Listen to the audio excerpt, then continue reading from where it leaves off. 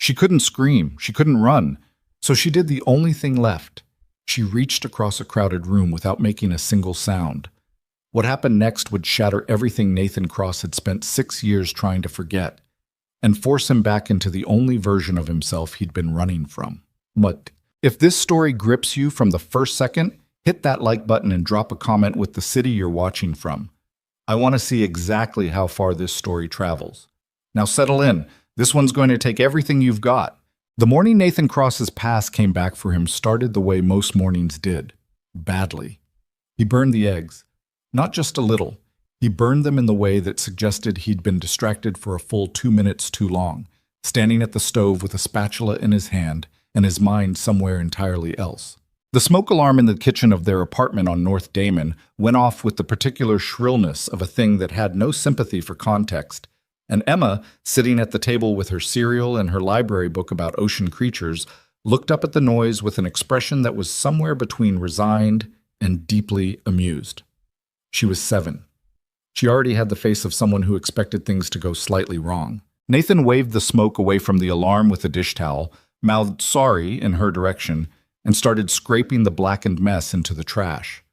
Emma watched him with those dark, careful eyes she'd inherited from her mother, large and observant and almost unbearably perceptive for a child. She signed something. "You did it again." "I know," he said out loud, then caught himself and repeated it with his hands. "I know. Every time you think about work, you burn things." "I wasn't thinking about work." She gave him the face. 7 years old, and she already had a face specifically designed to communicate that she didn't believe him. He wasn't lying exactly. He hadn't been thinking about the lesson plans stacked on the kitchen counter or the paper he still owed his department head on the roll of propaganda in the First World War. He'd been thinking about the dream again. He didn't always remember the specifics when he woke. It shifted and changed over the years, the way bad memories tended to distort themselves into something more impressionistic than accurate. But he always woke with the same residue left behind. Sand in his mouth, the particular weight of body armor, the sound of a radio crackling with a voice he hadn't heard in 6 years. He pushed it back where it belonged. "Get your jacket," he signed. "We're going to be late." They were not late. They were, in fact, 15 minutes early, which was how Nathan preferred things, despite the fact that it was a preference he'd developed professionally and had since colonized his entire domestic life. They took the red line south, and Emma stood pressed against his side in the car, her book tucked under her arm, watching the tunnel walls flash past with the focused attention she brought to most things that interested her. He kept his hand on her shoulder. Old habit. He told himself it was because the train was crowded. He mostly believed it. He dropped her at Roosevelt Elementary at 7:52 and watched her walk to the doors without looking back, because Emma was constitutionally incapable of being clingy. She had inherited nothing of her father's hypervigilance or his difficulty standing in open spaces without mentally mapping the exits. She walked into buildings like they were hers. He appreciated that about her more than he had words for. He had 40 minutes before his first class. There was a coffee place 3 blocks from Lincoln Park High School that he'd been going to since his first year of teaching, which was now going on his 5th. It was called Farrow and Company, and it was the kind of place that had exposed brick and local art on the walls and a handwritten menu that changed seasonally, and whose regulars formed the kind of loyal, slightly territorial attachment to a third place that Chicagoans in particular seemed to develop. Nathan liked it because the coffee was genuinely good, because the table in the back corner near the emergency exit had a clear sightline to the door, and because the morning staff had eventually stopped trying to make conversation with him about his day. He wasn't unfriendly. He was just contained. That was the word his sister used. "You're very contained, Nathan." She meant it as a criticism, delivered with the gentle persistence of someone who had watched him close himself down piece by piece over the better part of a decade. He understood why she said it. He didn't disagree. He also didn't know what she expected him to do about it. He pushed open the door of Farrow and Company at 8:14. The place was at its busiest. The morning rush that packed in the before-work crowd, the freelancers staking out tables for the day, a couple of parents from the nearby elementary school still in their puffy winter coats with the slightly shell-shocked look of people who'd just completed drop-off. The room smelled like espresso and something baking, and the noise was the comfortable kind, layered and directionless, The white noise of a room full of people all engaged in their own individual urgencies. He went to the counter, ordered his usual, large black coffee, no room, and scanned for his corner table while he waited. It was taken. A young guy with a laptop and headphones had colonized it with the particular aggressive claiming behavior of the habitual remote worker. Nathan noted this with a flat internal resignation and accepted the alternative, a two-top near the window, slightly too exposed for his preference, but sufficient. He collected his coffee, found the table, and sat down facing the door. This was not a choice. This was structural. He had sat facing doors in every establishment he'd entered since his first deployment at 22, and he could not explain to anyone outside of that context why reorienting himself with his back to the room produced a low-grade animal discomfort that never fully went away. He'd tried. Once, at a dinner with his sister and her husband, he'd let himself get seated wrong, and he'd spent the entire meal in a state of low-level distraction so persistent that he'd spilled his wine twice and couldn't afterward remember what anyone had talked about. He stopped trying after that. He pulled out the book he was using to prep today's lecture. The Anatomy of Fascism, dog-eared and annotated in 3 colors of pen. He found his page. He drank his coffee. He was 60 pages in and thinking about Weimar Germany when the woman walked in. He didn't look up immediately. He was aware of the door, as he always was. His peripheral attention flagged every entrance and exit without requiring conscious effort, but there was nothing to look up at. Just another person coming in from the cold. He registered her without processing her and went back to his book. She ordered something at the counter. He turned a page. It was maybe 3 minutes later that something shifted in him. Not a thought, exactly. More like a change in pressure. The kind of atavistic, wordless alertness that he had trained for and been trained by, and that he could never fully turn off, no matter how many years of grading papers and making lunches and attending school plays he stacked on top of it. He looked up. The woman was at a table near the center of the room. Early 30s, maybe. Well-dressed in the particular way of someone whose clothes were expensive but not conspicuous. Dark wool coat, neat, a quality he'd learned to read in environments where what people wore told you things about who they were and what they could afford. She had dark hair pulled back, good posture. She was sitting across from a man. Nathan read the man in approximately 2 seconds. Late 40s, heavy through the shoulders, sitting slightly forward, weight distributed wrong for casual conversation. Too much tension in the upper body, in the set of the jaw. His left hand was on the table. His right was at his side, below the table edge. His coat was a fraction too heavy for the weather, too large through the midsection. Not a good sign. Nathan kept his face neutral and went back to his book. He didn't stop watching. The woman, he couldn't hear what she was saying from here, and the ambient noise of the cafe swallowed individual conversations, seemed very calm. Too calm, maybe, in the way that people are calm when they are working very hard at being calm, and the effort itself is the thing that betrays them. Her hands were visible on the table. She wasn't touching her coffee. The cup was in front of her untouched, which was a thing you noticed when you were paying attention to people the way Nathan paid attention to people. He watched her hands. She was looking at the man across from her with a fixed, careful attention, not making eye contact with anyone else in the room, not looking at the door. Her fingers moved slightly against the table surface, and for a second Nathan thought it was just nerves, just the unconscious fidgeting of someone in a stressful conversation. Then she did it again, deliberately. His whole body went still. He knew ASL the way he knew how to drive, the way he knew how to read a map, not as a second language acquired for utility, but as something absorbed into the muscle and reflex of daily life. He'd started learning when Emma was diagnosed at 18 months.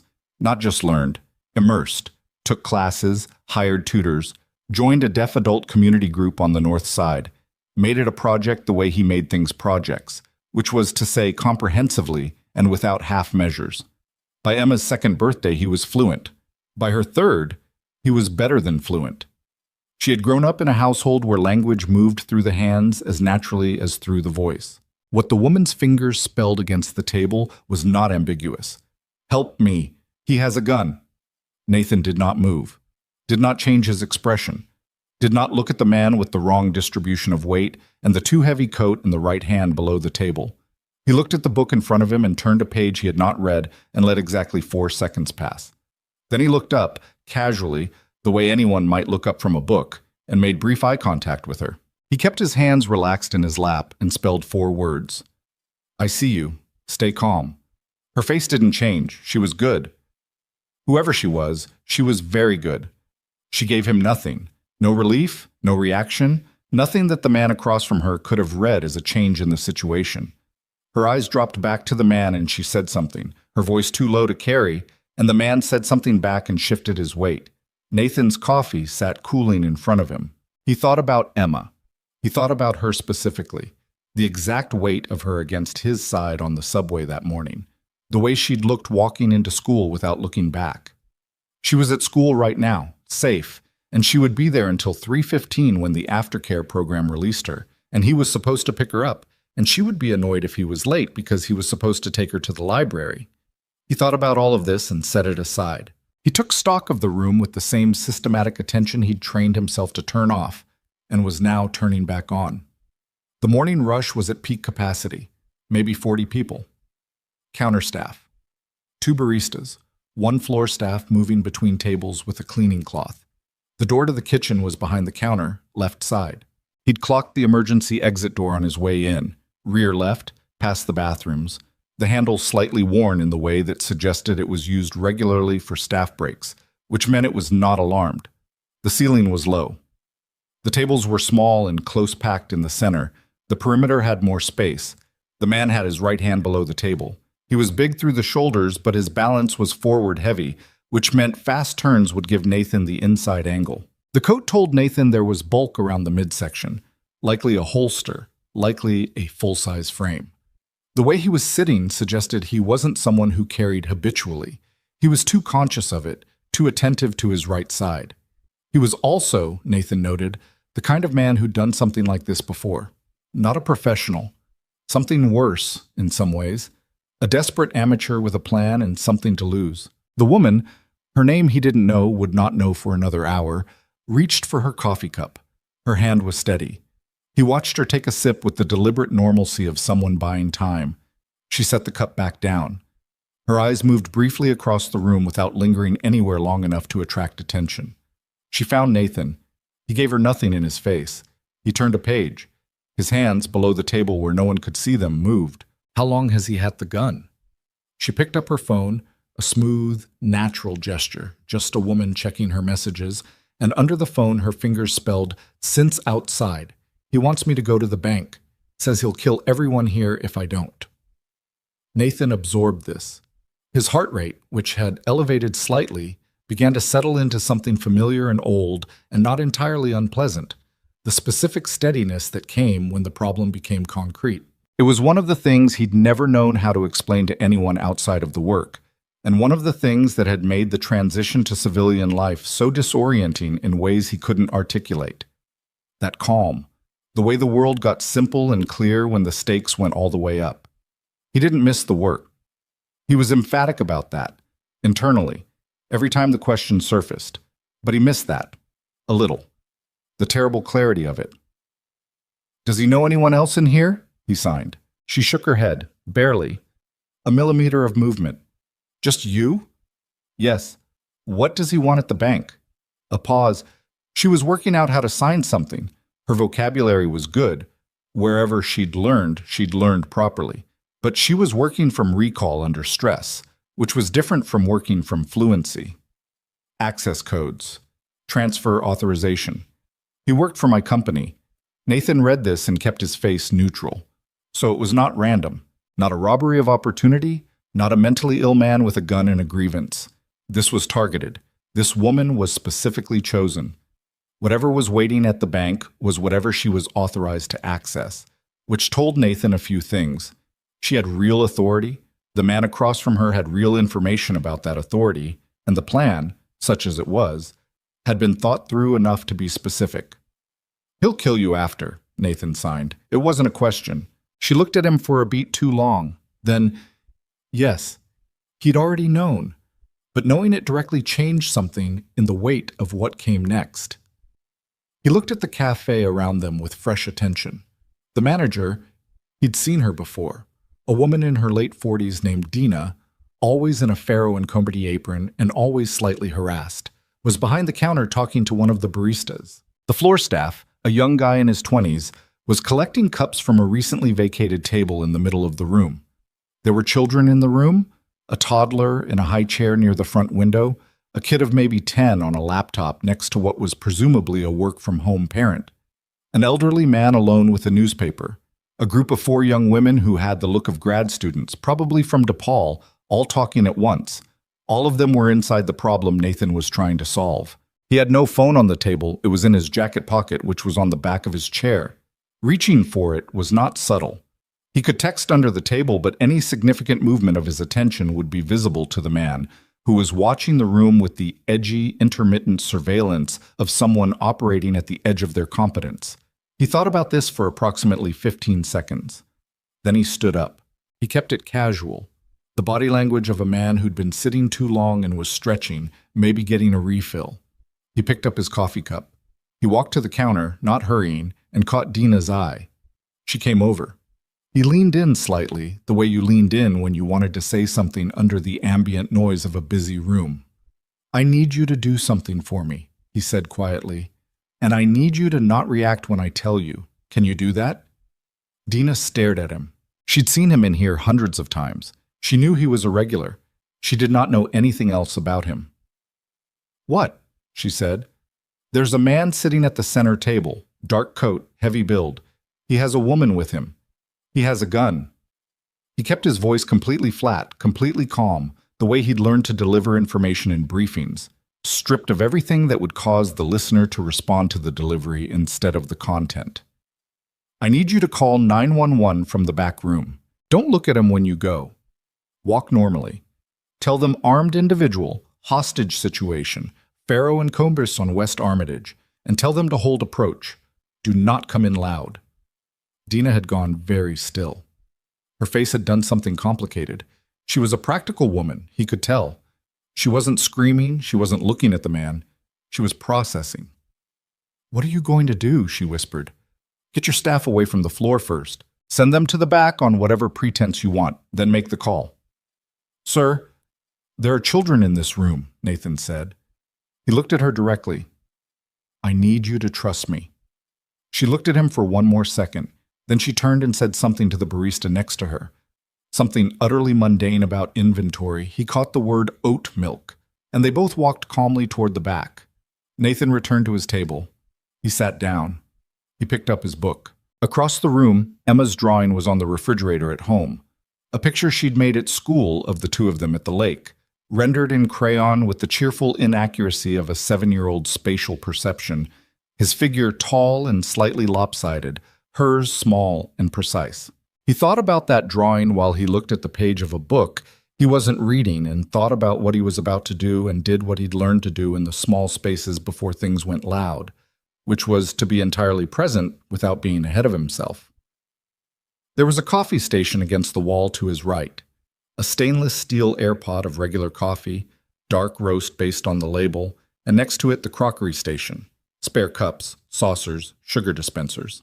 He'd noted it on his way in. He noted it again now with intent. The man across from the woman was talking again. He'd shifted in his seat, aggravated by something, or anxious. His jaw was tight. He leaned across the table and the woman leaned slightly back, the first involuntary movement Nathan had seen from her, and the man reached out with his left hand and wrapped it around her wrist. Nathan was already moving. He stood up the way a person stands up when their knee bumps a table and they're unsteady, natural, almost clumsy, one hand catching the edge for balance, the other reaching for his coffee cup, and then his elbow found the side of the coffee station at the wall, and the air pot tipped and came off the counter edge and spilled catastrophically across the floor between the tables. The sound it made was enormous in context.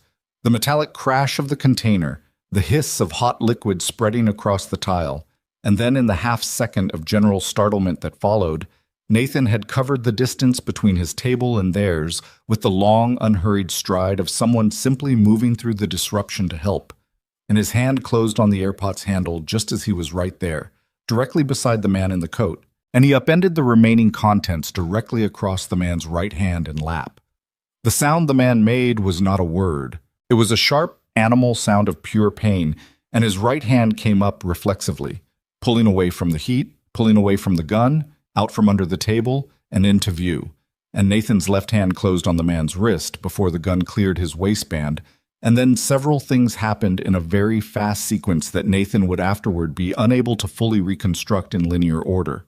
The gun discharged. The sound in the enclosed space was immense and absolute, something that restructured the air in the room. And there was a scream, multiple screams, and the chaos that Nathan had needed and calculated on, and which now threatened to swallow the entire situation if he didn't finish this in the next 5 seconds. He had the man's gun wrist. The man was bigger than Nathan had assessed from a distance, heavy through the core, strong, and he pivoted hard and drove his elbow into Nathan's face, a glancing blow that caught the cheekbone and made his vision fracture briefly. Nathan didn't let go. He couldn't let go because he had 40 people in the room with a firearm between them. The man wrenched sideways.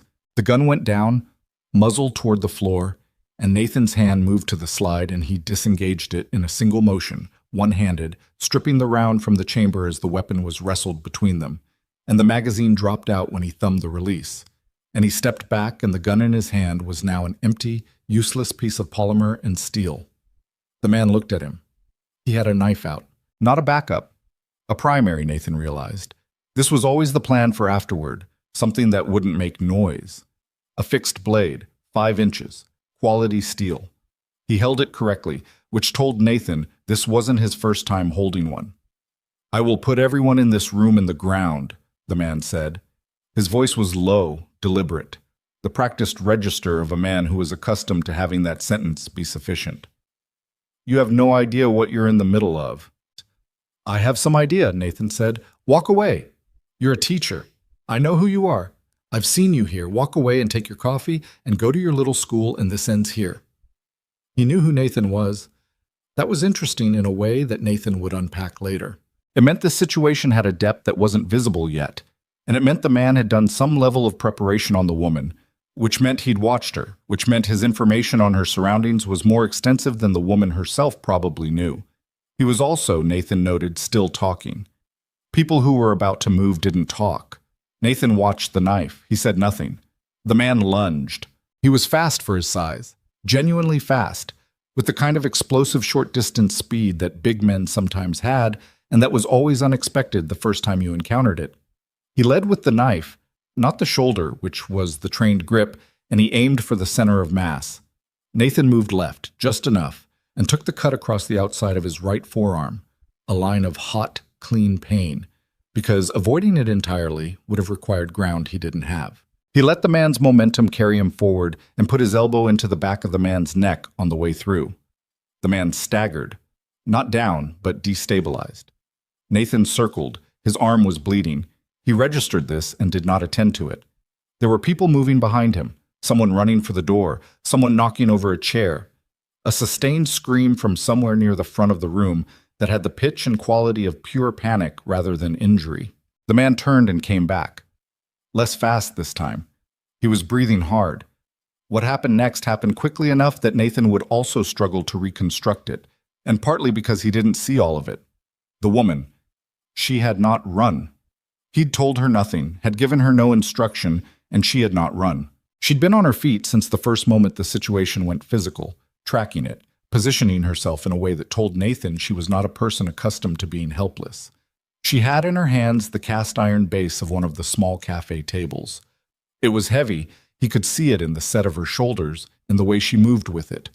And as the man turned toward Nathan for the second pass, she stepped in from his left and swung it into the back of his knee. The sound it made was not good. The man went down. Nathan was on him before he hit the ground. One hand on the knife wrist, one forearm across the back of his neck, weight distributed to keep him there without requiring the kind of force that would add injury on top of the damage already done to his leg.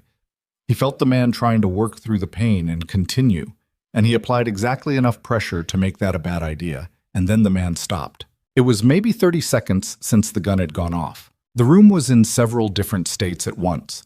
The people who had gotten out during the chaos, the people who were frozen in shock along the walls, the elderly man near the window who hadn't moved at all and was sitting with his newspaper in his lap looking at Nathan with an expression of complete bewilderment. The toddler in the high chair crying with the wholehearted commitment of a child for whom this was just very loud and very frightening and had nothing to do with guns or knives or corporate conspiracies. Nathan looked up at the woman. She was still holding the table base. Her coat had a coffee stain across the left side. Her hair had come loose in the back. She was breathing hard, and there was a brightness in her eyes that was partly adrenaline and partly something else.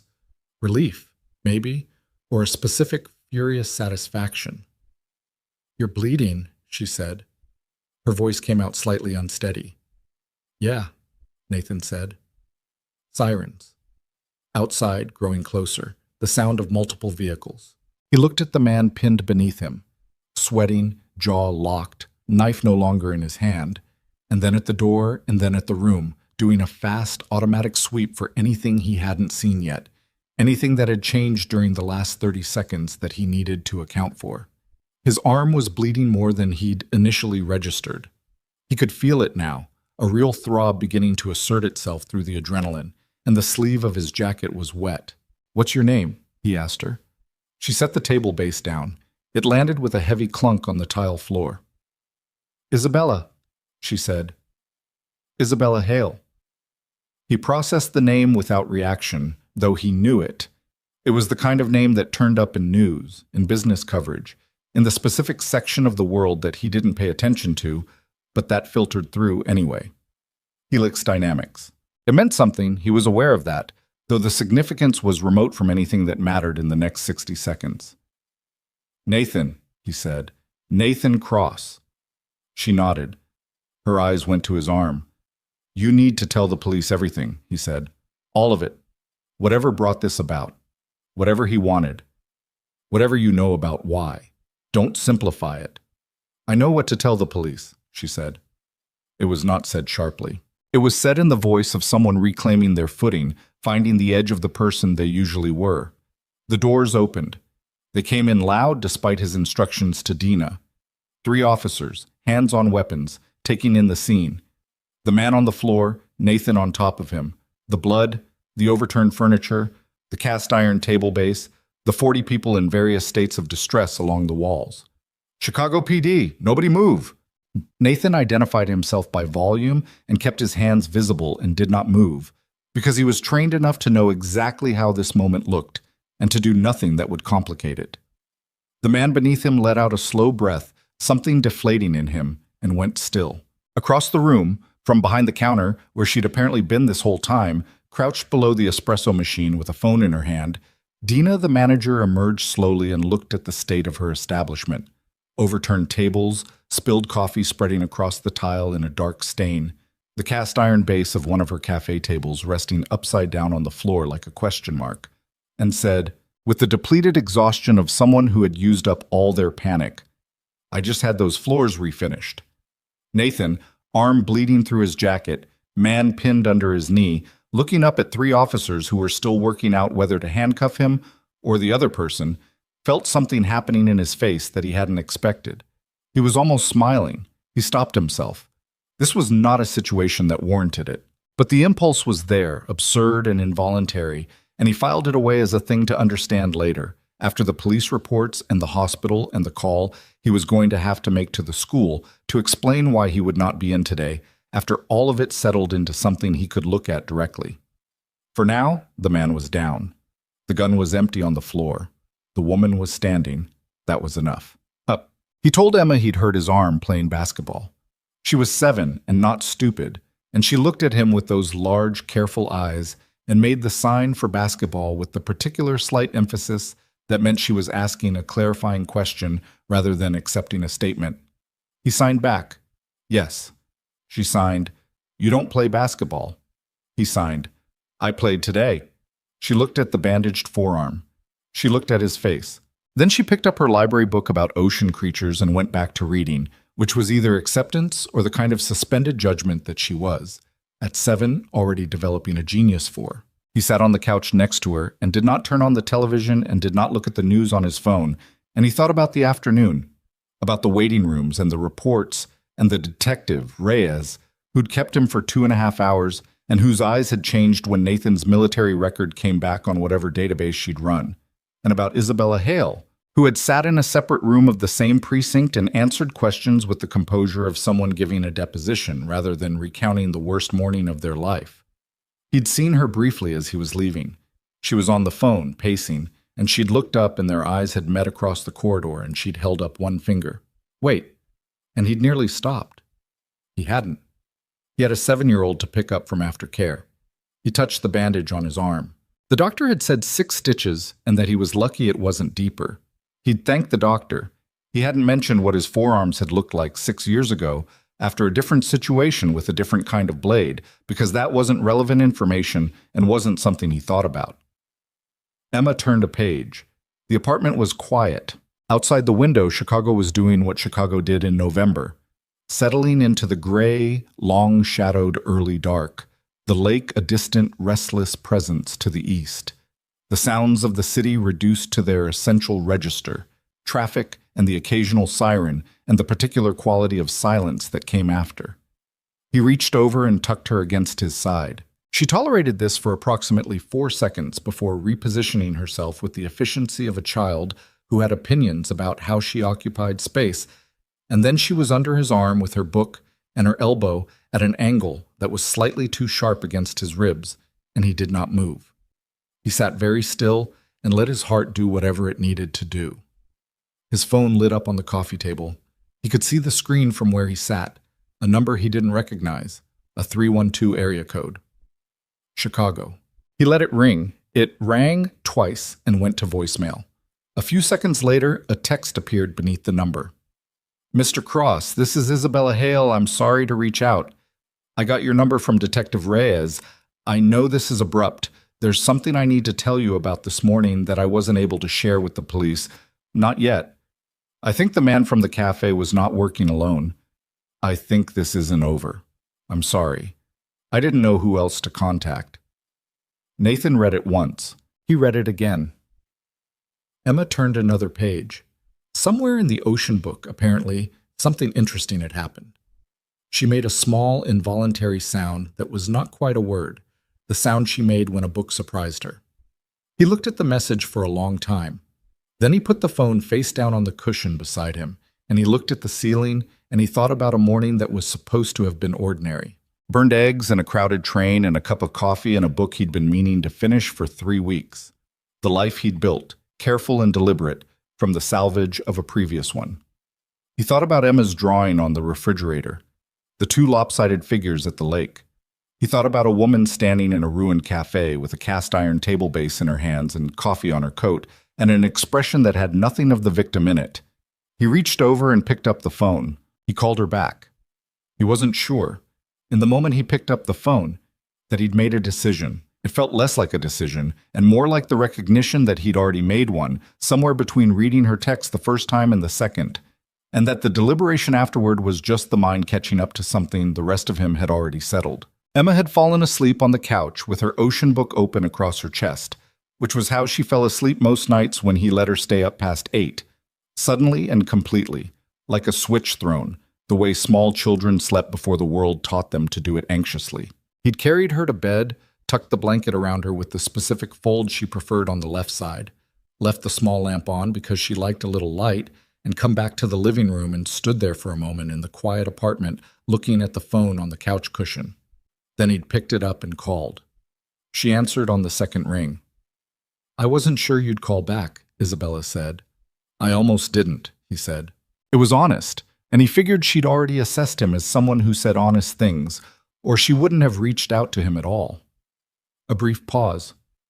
Are you somewhere you can talk? Yes. My daughter's asleep. He wasn't sure why he said that. She hadn't asked. It came out as a kind of context, a way of locating himself. I'm here. I'm home. This is what I came back to. She received it without comment. The man from the cafe is named Carl Mercer, she said. He was my VP of Regulatory Affairs for 4 years. He was terminated 8 months ago for cause. We discovered he'd been falsifying compliance documentation on a federal contract. Our legal team handled it internally, which I now understand was a mistake. He didn't just lose the job. The falsification cost us a penalty settlement and it went into his record. He couldn't get hired in the industry again. Nathan sat down on the couch. So he blamed you. He blamed me specifically. There were some communications, through legal channels, cease and desist level, where he made clear he thought I had personally targeted him. She paused. Maybe I had. I knew about the compliance issues 6 months before I acted. I waited until I had documentation tight enough that he couldn't litigate his way out of it. He knew I waited. She said this without self-justification, which Nathan respected. She was telling him the full version, not the version that made her look clean. What he wanted at the bank, he said. You said access codes, transfer authorization. Helix holds reserves in a clearing account at First Meridian. It's a liquidity buffer for contract disbursements, roughly 12 million. He had enough inside knowledge of our financial architecture to know it existed and to know that my biometric authorization plus a specific code sequence would move it to an intermediary account. After that, it gets complicated fast and essentially untraceable within about 4 hours. And then he'd kill you. He'd kill me, yes. She said it the way someone said a thing they'd already spent several hours staring at, flatly, from the other side of the initial shock. I've been going over the morning. He'd been following me for at least 3 weeks. He knew my coffee routine, he knew which cafe, he knew what time. This wasn't impulsive. No, Nathan agreed. It wasn't. What I didn't tell the police, what I'm still working out how to tell them, is that Carl Mercer doesn't have the technical knowledge to build a liquidity drain of that complexity on his own. The intermediary account structure, the way it was designed to fragment and move, that's not something a regulatory VP puts together in his kitchen. He had help, someone who still has access to Helix's internal financial systems. Nathan was quiet for a moment. Outside his window, a truck went by, its headlights sweeping the ceiling briefly. Someone's still inside your company, he said. That's what I think. Yes. You need to tell the police that. I know I do. I'm trying to work out who I can trust enough to verify it before I hand them a direction that might be wrong. If I point them at someone internally and I'm wrong, it destroys a career and alerts the right person that I'm looking. I have maybe a 12-hour window before whoever helped Mercer knows he was arrested and starts covering their tracks. She was thinking clearly.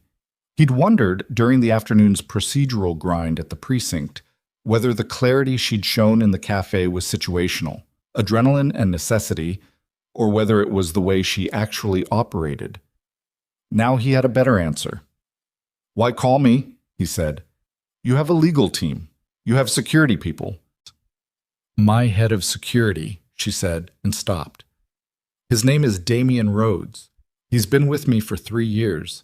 He designed our internal financial security protocols, which means he is one of approximately 4 people who could have built what Mercer used today. Another pause. I don't know that it's him. I genuinely don't know. But I can't call him and ask him to investigate himself. And I can't brief my legal team without him knowing within the hour, because Damian built the security infrastructure that those communications run on. Nathan absorbed this. You called me, he said, because I'm the only person in this situation who has no connection to your company. You're the only person in the situation who I know, with certainty, is not part of it. He sat with that for a moment. Through the wall, faintly, he could hear the sound of Emma's sound machine. She slept with white noise, a preference she'd developed herself around age 4 and which Nathan had never questioned. I don't know what you think I can do, he said. I'm a teacher. I know what you are, she said. I did a search while I was waiting at the precinct, cross Nathan, Navy SEAL. There's not much publicly available, but there's enough. She said it without drama, just information exchange. I'm not asking you to do anything operational. I'm asking you if the information I just gave you changes anything about what happened this morning, about whether it might still be happening. He understood the question beneath the question. She was asking him to look at the shape of it, the whole thing, not just the incident, and tell her whether his read of Mercer in the cafe suggested someone who was operating alone or someone operating as a piece of something larger. He thought about Mercer on the floor of the cafe, knife already out when the gun became useless. The smoothness of that transition, one threat to another, no hesitation. The way he'd said, you have no idea what you're in the middle of. Not a bluff, not bravado, but the particular certainty of someone who knows their situation extends beyond the room they're in. He wasn't acting alone, Nathan said. A silence. Okay, she said. I can't tell you who, but he knew the plan went beyond him. and he knew there were assets in play that my having him on the floor didn't neutralize. That's not how an angry ex-employee with a grudge talks. That's how someone with a safety net talks. That's what I was afraid of, she said. They talked for another 20 minutes. He asked her questions, specific, logistical questions about her security setup, about who had physical access to what, about the timeline of Mercer's termination and the months that followed. And she answered them in the direct, detailed way that she apparently did most things. He didn't offer analysis beyond what she directly asked for. He was aware, sitting in his living room in the dark with his bandaged arm and his sleeping daughter on the other side of the wall, that he was already more involved in this than the 6 stitches on his forearm strictly required. Before she hung up, "Nathan." "Yeah." "Thank you for today. I know there's no version of that sentence that doesn't sound inadequate." "It doesn't need to sound like anything," he said. "Get some sleep if you can. Call your lawyer first thing tomorrow, not your security team." "I know." "And get somewhere that isn't your regular residence tonight. Hotel, friend, somewhere Mercer's people don't know." A brief pause. "You think that's necessary?" "I think it costs you nothing to assume it is." She didn't argue. "Good night, Nathan." He set the phone down and sat for a while in the dark apartment, listening to the city outside and the white noise through the wall, and thought about the gap between the life he'd built and the one that kept, apparently, knowing his address. The hospital was Northwestern Memorial, and Nathan was there because the precinct's on-call medic had looked at the cut on his forearm, assessed it with the brisk efficiency of someone who'd seen worse that morning alone, and handed him a referral slip with the explanation that the depth at one end warranted imaging to rule out tendon involvement. It didn't involve the tendon. 6 stitches, a bandage, a prescription for antibiotics he'd probably fill, and a nurse who told him he was lucky with the specific tone of someone who suspected he didn't feel particularly lucky. He was there for 3 hours altogether, between the ER intake and the wait and the procedure and the administrative part, which meant it was nearly midnight when they cleared him. He was gathering his jacket from the chair by the bed when the door to the room opened and a face appeared that he didn't recognize. The man was somewhere in his mid-40s, business casual, in the way that had gotten rumpled over the course of a long day. He had a badge clipped to his belt. Nathan clocked it before he clocked the face, Chicago PD, but the badge placement and the cut of the jacket said plain clothes, probably detective. "Nathan Cross?" "Yes." "Detective Sergeant Arlen Webb, Area 3 Violent Crimes. Sorry to catch you here. I would have come to the precinct, but Detective Reyes tells me you already put in about 3 hours there this afternoon." He came into the room without being invited, which was habit, Nathan recognized, not rudeness. "I have a few additional questions, if you're up for it." "Tonight?" "Preferably." He pulled the chair from beside the bed and sat down, which answered the question. "Carl Mercer gave us a statement. He's been cooperative, actually. More cooperative than I'd expect from someone facing attempted murder, attempted kidnapping, attempted aggravated robbery. Usually a lineup like that produces silence and lawyers." "What's he saying?" Webb looked at him. It was an assessing look, the kind Nathan recognized from years of being on the other side of them. Not hostile, just the professional habit of reading a room. "He's saying he was instructed, that he was hired, effectively, to execute a plan that someone else designed." Nathan kept his expression neutral. "Who?" "That's what we're working on. He gave us a name, says he doesn't have corroborating documentation, says the communications were verbal or through an intermediary, which is convenient." Webb turned his notepad over in his hands. "The name he gave is Damian Rhodes. Does that mean anything to you?" It meant something. It was the name Isabella had mentioned with specific, careful hesitation 3 hours ago. He thought about how to answer. "I don't know him," Nathan said. "He's Isabella Hale's head of corporate security. Has been for 3 years. Webb watched Nathan's face. "Ms. Hale already mentioned the name to my colleague this evening. She called us around 10 p.m. with some additional information." He paused. "You wouldn't know anything about that?" It wasn't quite a question. "I'm not her advisor," Nathan said. "No, you're not. You're a high school history teacher who today disarmed a man, sustained a knife wound, and assisted in subduing someone who was, by Mercer's own account, planning to murder a billionaire CEO." Webb said this without expression. Your file's interesting. My file is sealed. Parts of it. The rest of it is descriptive. He looked down at the notepad. The reason I'm here tonight, Mr. Cross, is that we've had some difficulty reaching Damian Rhodes. His phone is going to voicemail. He's not at his registered address. His keycard was used to access Helix Dynamics offices at 7:45 this evening, and the building security system shows he left at 8:12. After that, nothing. Nathan was quiet. Ms. Hale is currently at a hotel. She checked in around 11. Webb looked up. She's safe. I want to be clear about that. We have a unit on the floor. A pause. What I want to know is whether Mercer said anything to you during the incident that suggested he was expecting a second line, a backup. Whether there was anything in his behavior that told you this wasn't a self-contained plan. Nathan thought about the cafe floor. Mercer's voice. You have no idea what you're in the middle of. The specific quality of certainty in it. Yes, he said. Webb's pen moved. Nathan told him. Not everything. Not the phone call with Isabella. Not the specific analysis he'd shared with her, because that was her information to share, and she was apparently already doing so. But what he'd observed, what he'd heard, the behavioral read. Webb took notes without interrupting. He was a good listener in the way that effective detectives tended to be, genuinely interested in accuracy rather than confirmation. When Nathan finished, Webb closed the notepad. I want to ask you something personal, Webb said. You can ask. Are you planning to stay involved in this? Nathan looked at him. I don't know what that means. It means that you called the right plays today, and you've been very helpful, and you have a kid at home and a life that doesn't involve any of this. And the smart and reasonable thing is to let us handle what comes next. Webb said it plainly, without condescension. And I'm asking because the people I've met who have your kind of background, when something like this gets started, it doesn't always stay neat. I'm not planning to follow anyone or interfere with your investigation, Nathan said. Okay. Webb stood. Then I'd suggest that for the next few days you pay attention to your surroundings. I know that's not advice you need from me, but Mercer is in custody and Rhodes is in the wind, and until we have him, we don't fully know the parameters of what we're dealing with.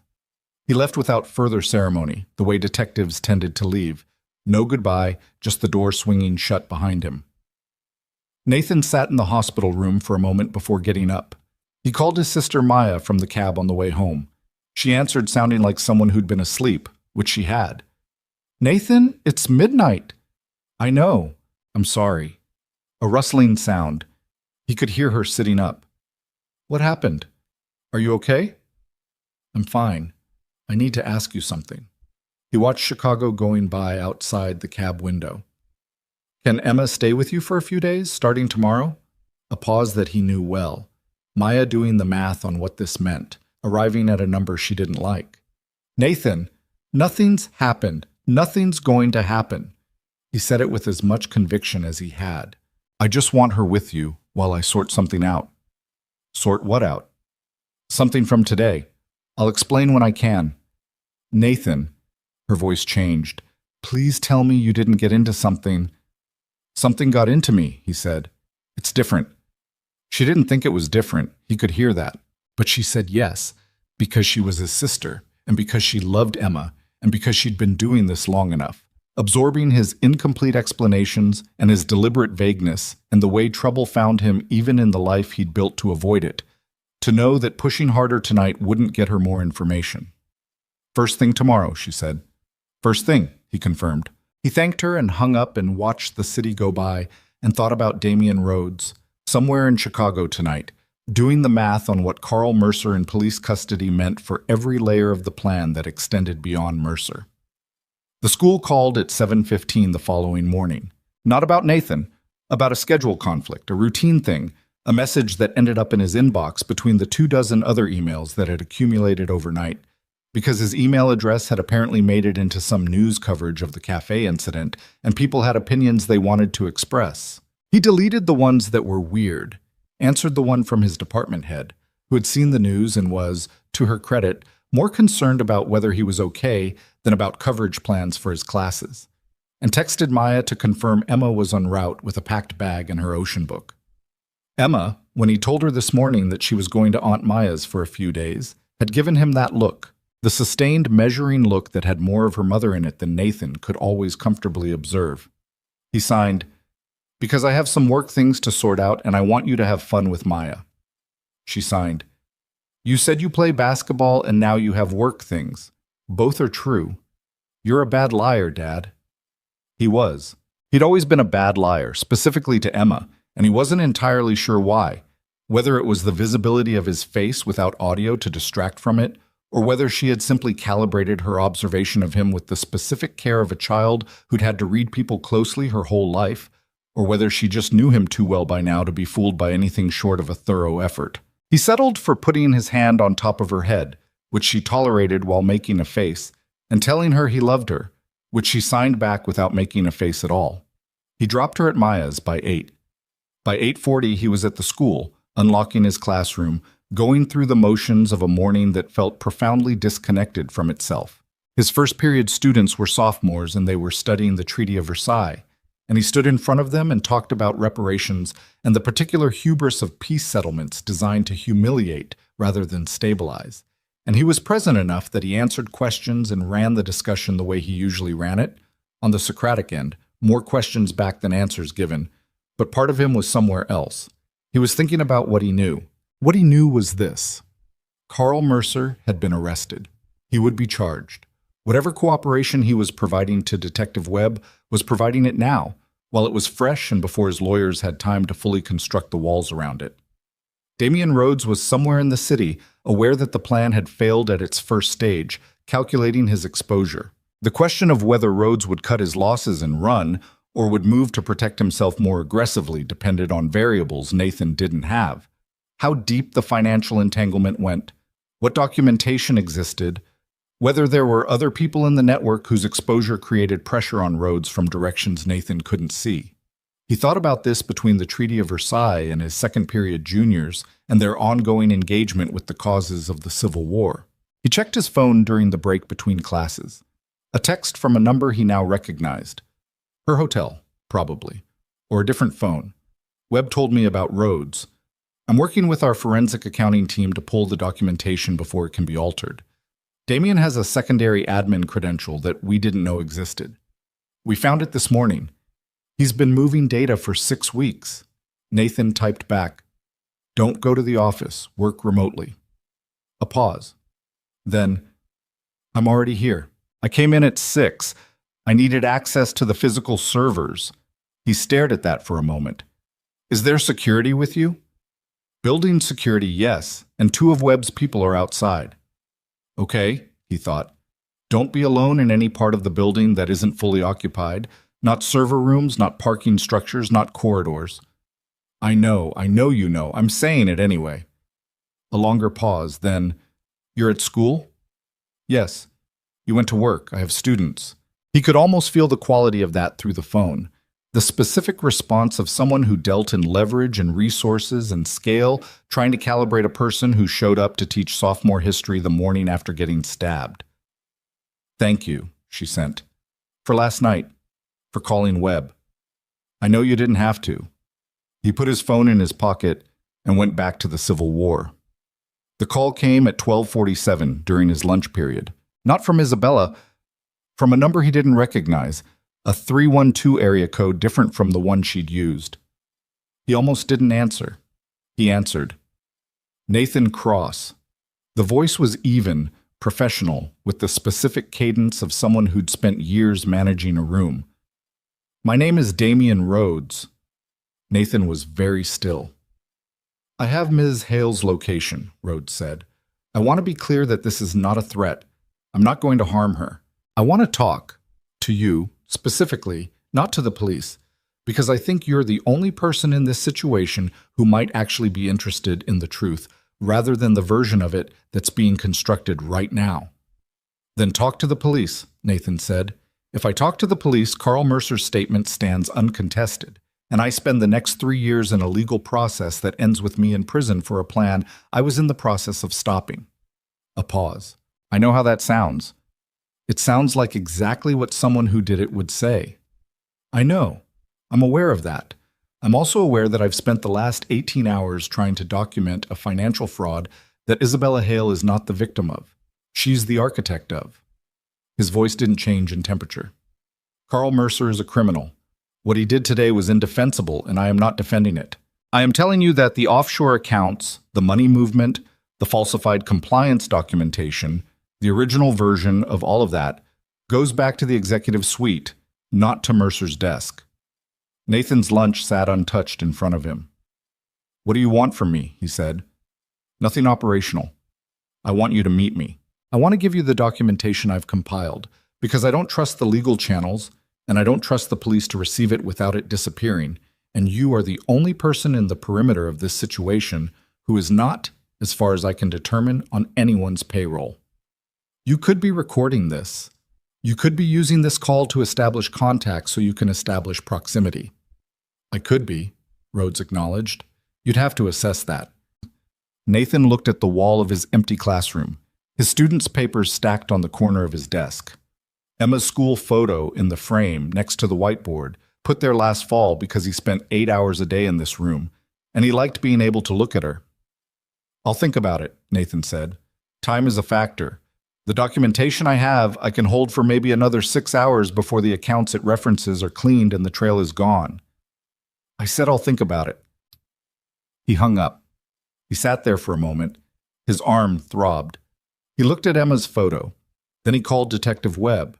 Webb answered immediately, and Nathan told him about the call, word for word, as accurately as he could reconstruct it. Webb listened without interrupting, and when Nathan finished, there was a brief silence. "He's trying to use you as a channel," Webb said.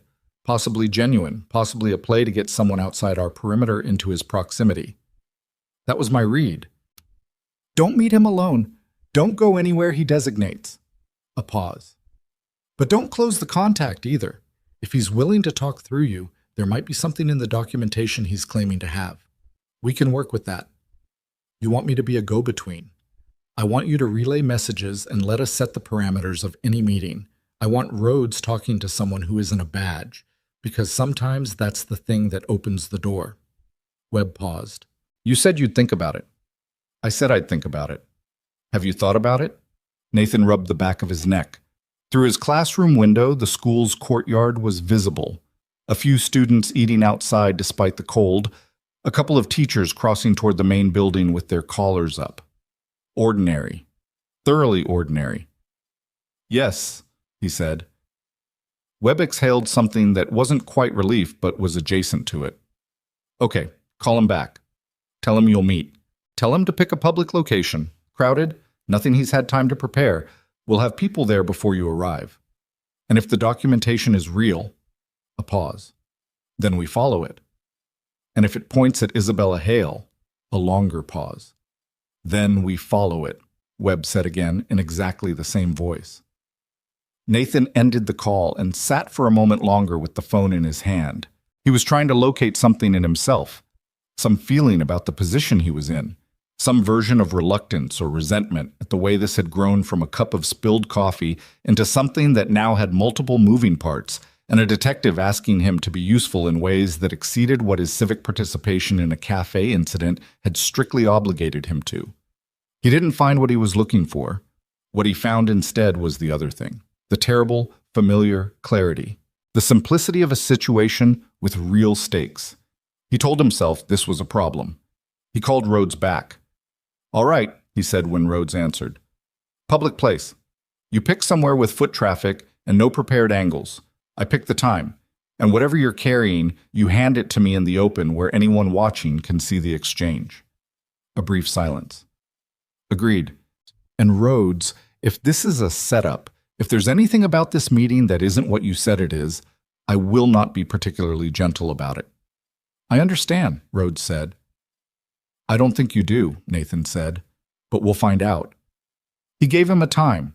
He texted the details to Webb, got back a confirmation that took about 3 minutes, which was how long it took to set up advanced positioning for a location on Michigan Avenue at 3 in the afternoon. He had one more class to teach. He taught it. The meeting was in a coffee shop. Not Farrow and Company, nothing like it, a chain place on the Mag Mile with floor-to-ceiling windows and the volume of Michigan Avenue foot traffic pressing against the glass, and about 60 people in it at any given moment. Nathan arrived 8 minutes early, found a table against the interior wall with sightlines to the door and both emergency exits, and ordered a coffee he didn't want. Rhodes came in at 3:02. He was taller than Nathan had pictured. Over 6 feet, broad, the physical carriage of someone who'd done something physical in a past life and maintained it. He had the look of a man running on bad sleep and controlled adrenaline, which Nathan recognized because he'd seen it in mirrors. He sat down across Nathan without a greeting. "You brought police," he said. Not a question. "Yes." The man by the window in the gray jacket, and the woman at the counter. He said it without particular effect. "That's fine. I expected it." He put a manila envelope on the table between them. Nathan didn't touch it. "Talk first," Nathan said. Rhodes talked. He talked for the better part of 20 minutes, and Nathan listened. And as he listened, the shape of what he was hearing resolved itself into something that was either very true or the most sophisticated piece of misdirection he'd encountered outside of an active theater of operations. What Rhodes said was this: 4 years ago, Helix Dynamics had taken a federal contract, a data infrastructure project for 3 Defense Department agencies, and had delivered it with fraudulent compliance documentation. Not documentation falsified by Carl Mercer. Documentation authorized at the CEO level, with Mercer as the operational executor, who was later positioned as the sole architect when the internal audit surfaced irregularities. Rhodes said he'd discovered this 8 months ago. He said he'd brought it to Isabella Hale directly in a private meeting with documentation. He said she had told him to bury it. He said when he pushed back, she had found Mercer and constructed the termination process in a way that would make Mercer the story, the bad actor, the disgruntled employee, before the federal audit process moved far enough to surface the real authorization chain. Mercer knew, Rhodes said. He knew she'd used him. That's what today was. Not just money. He wanted to take her down, destroy something she'd built, make her feel what she'd made him feel. He's not innocent, but neither is she. Nathan looked at him. "You have documentation." "In the envelope." "If this is real, why not go to the FBI?" "I went to the FBI 14 weeks ago," Rhodes said. "I gave them a preliminary briefing. 3 days later, my apartment was broken into. Nothing was taken. A message." He looked at Nathan steadily. "I've been building the secondary documentation since then, the kind that doesn't rely on Helix's internal systems and can't be erased from inside the company." Nathan looked at the envelope. He thought about Isabella Hale standing in the cafe with a cast-iron table base in her hands. He thought about the way she'd spoken on the phone the night before, direct, clear, apparently honest.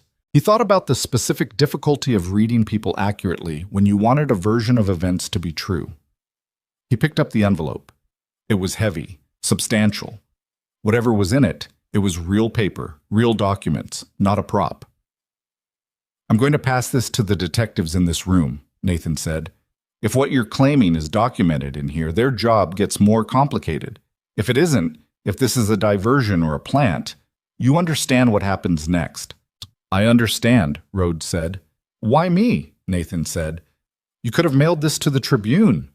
Rhodes looked at him. For the first time, something shifted in his face.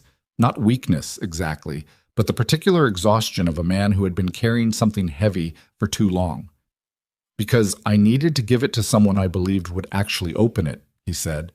"Everyone else in this situation has a reason to make it not exist. You're the only one who doesn't have a stake in the outcome." Nathan wasn't sure that was still true, but he said nothing. He stood up, envelope in hand, and caught the eye of the man by the window in the gray jacket and nodded. The detective was across the room in 4 seconds. Rhodes didn't move. He sat with his hands on the table in the particular stillness of someone who has done what they came to do and is now simply waiting to see what the world does with it. Nathan set the envelope on the table between them and stepped back. His arm hurt. It had been hurting since about noon, the kind of deep ache that set in after the body finished dealing with the initial event and turned its attention to the slower work of repair. He would take the antibiotics tonight. He would go home to an apartment where Emma wasn't and sit with what he now knew and try to work out which version of the truth he was inside. He He walked out of the coffee shop onto Michigan Avenue and the cold hit him. That clean, direct Chicago cold that came off the lake and had no interest in accommodation. He stood on the sidewalk for a moment in the stream of afternoon foot traffic and thought about a woman he'd seen sign 3 words across a crowded cafe less than 36 hours ago. Help me. He has a gun. Simple. Unambiguous. The clearest thing in the room. Everything after it was not simple, and he didn't yet know what it was, but he had started something, or something had started him, and the only direction that made sense was forward, because he'd never in his life found a way to go anywhere else. He walked north on Michigan Avenue into the cold and the noise and the indifferent afternoon, and somewhere behind him, in a coffee shop on the Mag Mile, a man named Rhodes sat with his hands on the table and waited to find out if the truth was worth what it had cost him. The envelope contained 214 pages. Nathan knew this because Webb called him at 7:18 that evening and told him, in the flat, careful voice of a detective who had spent the intervening hours doing the kind of reading that changed the shape of a case. 214 pages, Webb said. Financial records, internal communications, authorization chains going back 4 years. Some of it's duplicative. A lot of it isn't. A pause that had weight in it. We're going to need some time with this. How much time? More than I'd like. Another pause. Cross, I want to ask you something, and I want you to be straight with me. Okay? In your conversations with Ms. Hale, and I know you've had conversations, don't bother managing that, did she say anything about the federal contract? The Defense Department work? Nathan had been sitting at his kitchen table with a cup of coffee that had gone cold. He looked at it. No, he said. Did she talk about Carl Mercer's termination, the compliance documentation? She said Mercer had falsified compliance documentation, and that's why he was fired. She said the termination was handled internally, and she regretted that. Did she say she authorized the original documentation? No. Did she say she didn't? Nathan thought about this with the specific care it required. He replayed the phone call, the sequence of what she'd said, the precise words. She said Mercer falsified it. She didn't frame it as a question of who authorized it in the first place. She framed it as a question of what Mercer did wrong. Webb received this without comment for a moment. Then, okay, I need you to not contact her tonight. I know that's an unusual ask. Are you going to bring her in? We're going to have a conversation with her. Yes, tomorrow morning. He said it in the careful register of someone who wasn't calling it an arrest and wasn't not calling it one either. I want to look at the documents first. I want to know what we have before we go into that room. Nathan said he understood and ended the call. He sat with the cold coffee and the quiet apartment and the specific discomfort of not knowing which version of a person was real. He'd been in situations before where the intelligence picture was contradictory, where 2 credible sources produced 2 incompatible accounts, and the space between them was where the actual truth lived, compressed and stubborn and requiring work to extract. He'd learned not to prefer one version simply because it was easier to hold. He thought about what Rhodes had said. I needed to give it to someone I believed would actually open it. He thought about what Isabella had said. You're the only person in the situation who I know, with certainty, is not part of it. He thought about the fact that both of them had made the same calculation. That he was outside, that he was neutral, that he was safe to approach specifically because he had no stake in the outcome. He thought about how that calculus was only useful to them if it was true. He thought about whether it was still true. He called Maya. Emma answered, because Emma always got to Maya's phone before Maya did. He couldn't hear her. She couldn't speak into a phone in a way that carried, but she held the phone up and Maya translated. She'd had dinner, she'd beaten Maya at cards twice, she wanted to know if he'd eaten. He signed toward the phone even though she couldn't see him, which was the kind of thing you did anyway. Tell her yes. Maya related. He could hear Emma's skepticism through Maya's translation of her expression. She doesn't believe you, Maya said. She's right, he said. Tell her I'll eat now. He made a sandwich and ate half of it standing over the kitchen sink and thought about the next 12 hours. The next 12 hours did not go the way he'd mapped them. He was at the school by 7:15, which was early enough that the building was mostly empty, and the corridors had the particular quality of institutional quiet that he'd always found oddly settling. The smell of floor cleaner and old paper, the flat fluorescent light, The way a school without students in it felt like a stage set. He unlocked his classroom, put his bag down, and was looking at his lesson plan for the day when his phone buzzed. Isabella. He looked at the notification for a moment. Webb had asked him not to contact her. He hadn't. She was contacting him. He answered. "They're coming to talk to me this morning," she said. Her voice was controlled, the way it had been in the cafe. Working at it, he could tell. "Webb's team. I got a call from my attorney 20 minutes ago." "I know," Nathan said. A silence. "You knew they were coming," she said. "I knew they were going to want to talk to you. I didn't know the timeline." "Webb called you last night." Not a question. He could hear her adjusting to this, recalibrating the map of who was talking to whom. "What did Rhodes give you? Documents? Financial records? Internal communications? What did they say?" He thought about this. Webb hadn't told him not to tell her specifically. He'd told him not to contact her. She'd called him. He wasn't sure this distinction was one Webb would find compelling, but it was the one he had. "They said the compliance fraud on the Defense Department contract went higher than Carl Mercer," he said. Another silence. Longer. "Nathan." Her voice had changed. Not collapsed. She was not a person who collapsed, but something in the architecture of her control had shifted slightly. "I need to tell you something." "Okay." "Some of what's in those documents, some of it is accurate." She said it carefully, the way you said a thing you'd been deciding whether to say. "The authorization chain, the original documentation on the federal contract, that goes to my desk. I knew what Mercer was doing, and I signed off on it." A pause. "What I didn't do is orchestrate his termination to make him the story. I terminated him because when the internal audit surfaced it, my legal team told me the cleanest resolution was to present it as a rogue employee situation. Mercer knew. He agreed to it in exchange for a settlement that let him walk without criminal referral." Her voice tightened. "What I did not know and did not agree to was that Damian Rhodes had been documenting all of this for months with the apparent intention of using it as leverage. He didn't go to the FBI to expose me. He went to the FBI to establish a record that he could use as protection if the situation shifted against him." Nathan was standing very still at the front of his empty classroom. "And the money?" he said. "The $12 million Mercer was going to take. The plan, as best I understand it now, was that Rhodes facilitated the Mercer action. He gave Mercer the technical infrastructure, the account architecture, the access pathway. In exchange, Mercer was supposed to disappear the money and split it, and the whole thing was supposed to look like a straight kidnapping and theft by a disgruntled employee. Rhodes would be the sympathetic security chief who failed to prevent it." A beat. "My death was the part that cleaned up the loose ends. Once I was gone, the authorization chain on the federal contract died with me. Rhodes keeps his documentation as insurance against Mercer, who he could then expose if needed. Everyone gets what they want. Except Mercer. Mercer is not a sophisticated planner.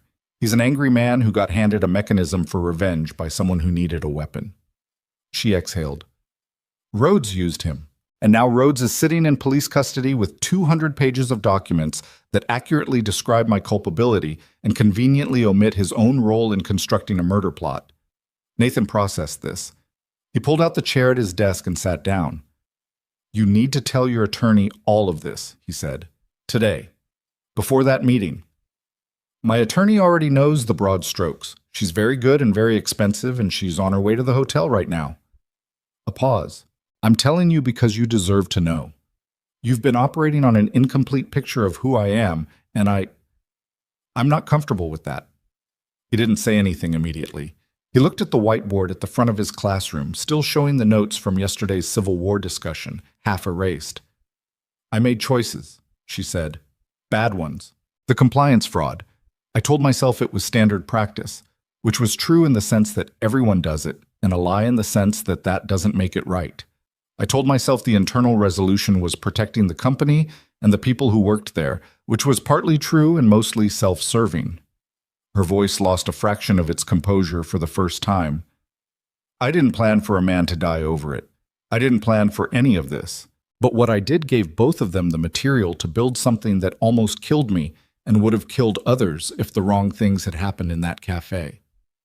Nathan thought about the morning in Faro and Cummering, the spilled coffee, the shot that had gone into the ceiling and rained plaster dust on a room full of panicking people, the toddler in the high chair crying.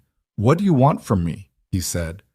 "Nothing," she said. I'm not calling to ask you for anything. I called because, I don't know, because you're one of the only people I've talked to in the last 2 days who I think is actually keeping an honest account of events, and I wanted to give you an honest account in return." A brief pause. "I don't have many people I can say that about right now." "That's a lonely position," he said. "Yes," she said. "It is." His first student arrived at 7:58, a junior named Marcus, who always came early because he took the bus and it dropped him 20 minutes before class, and he had nowhere else to go. He came in, nodded at Nathan with the casual familiarity of a kid who liked the class without being willing to advertise it, and pulled out his phone. Nathan told Isabella he had to go. "I know," she said. "Nathan, thank you for being straight with me." "Get through the morning," he said. "The rest can wait." He put his phone down and looked up at Marcus and the whiteboard behind him, and the ordinary Wednesday morning that was assembling itself outside his window. The meeting with Webb's team lasted 3 hours. Nathan knew this because Isabella's attorney, a woman named Priya Chandrasekaran, who apparently billed at a rate that would make Nathan's annual salary look like a rounding error, called him at 1:15 to tell him her client had been fully cooperative and that the investigation was now bifurcated. One track pursuing the murder conspiracy charges against Rhodes and Mercer, a second track addressing the federal contract compliance issues, which would involve a separate referral to the Defense Department's Inspector General. "Why are you calling me?" Nathan said.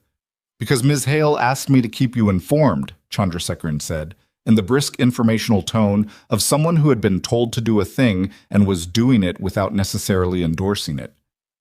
"She says you're a relevant party. I'm a teacher who was in a coffee shop. That appears to be a matter of some debate." A pause. "She also wants you to know that she's cooperating fully on both tracks. She said you'd understand what that means." He understood. It meant she wasn't going to let her attorney construct a wall around the compliance issues and fight them. It meant she was going to hand them everything and take whatever came from it. He wasn't sure what it said about him that his first response to this was something that felt like relief. The afternoon passed. He taught. He answered a message from Webb confirming that Rhodes was in custody and being processed on conspiracy to commit murder charges, which would be amended as the documentation picture clarified. He ate the other half of the sandwich from the previous night because it was there and he hadn't had lunch. He called Maya at 4 and talked to Emma through the relay system they'd developed over years. Maya translating Emma's signs into speech, Emma watching Nathan's face on the video call and reading his responses. Emma told him she'd found a book at Maya's apartment about the ocean floor that was better than the one she'd brought with her and she wanted it. He said they'd look for a copy. She signed something that Maya translated with a slight pause before delivering it. "Are you done with the basketball thing?" "Almost," he said. She looked at him through the phone screen. Then she signed, "Okay, just that. Okay." The word that wasn't really okay, but was the word she used when she'd decided to trust him on something she wasn't sure about. He was at school late that evening, grading papers in his classroom because going home to the empty apartment felt worse than staying when he heard footsteps in the corridor. Not unusual. The building had evening programs, adult education classes, a robotics club that ran until 9. But the footsteps stopped outside his door, and after a moment the door opened. It was Isabella. She looked different than she had the last time he'd seen her, in the cafe, with coffee on her coat and a table base in her hands. She was wearing a long gray jacket, hair down, and she looked like she'd had a hard day in a series of hard days, which she had. She was also, Nathan observed, without any obvious escort, which meant she'd gotten away from Webb's protective detail, or it had been stood down, one or the other. "How did you know I was here?" he said. "Your department head's assistant mentioned it when I called the school." She came into the room and looked around. The whiteboard, the desks, the stack of papers on his table, Emma's photo in its frame. She looked at the photo. "She's beautiful. She's 7, and she thinks I'm a bad liar. Is she wrong?" "No," he said. Isabella sat down in the chair across from his desk, the chair that students used when they came in for help, or to argue about grades, and she sat in it the way she sat in everything. Straight, present, none of the apologetic curving inward that people sometimes did when they were occupying someone else's space. "I want to talk to you about something," she said. "Not related to the investigation, not tonight." He waited. "In the cafe," she said, "when I first signed to you, I wasn't sure you understood. I was almost certain you did, but there was a second before you responded where I wasn't sure, and that second was the loneliest thing I've ever experienced." She looked at his desk, then back at him. "My brother was deaf.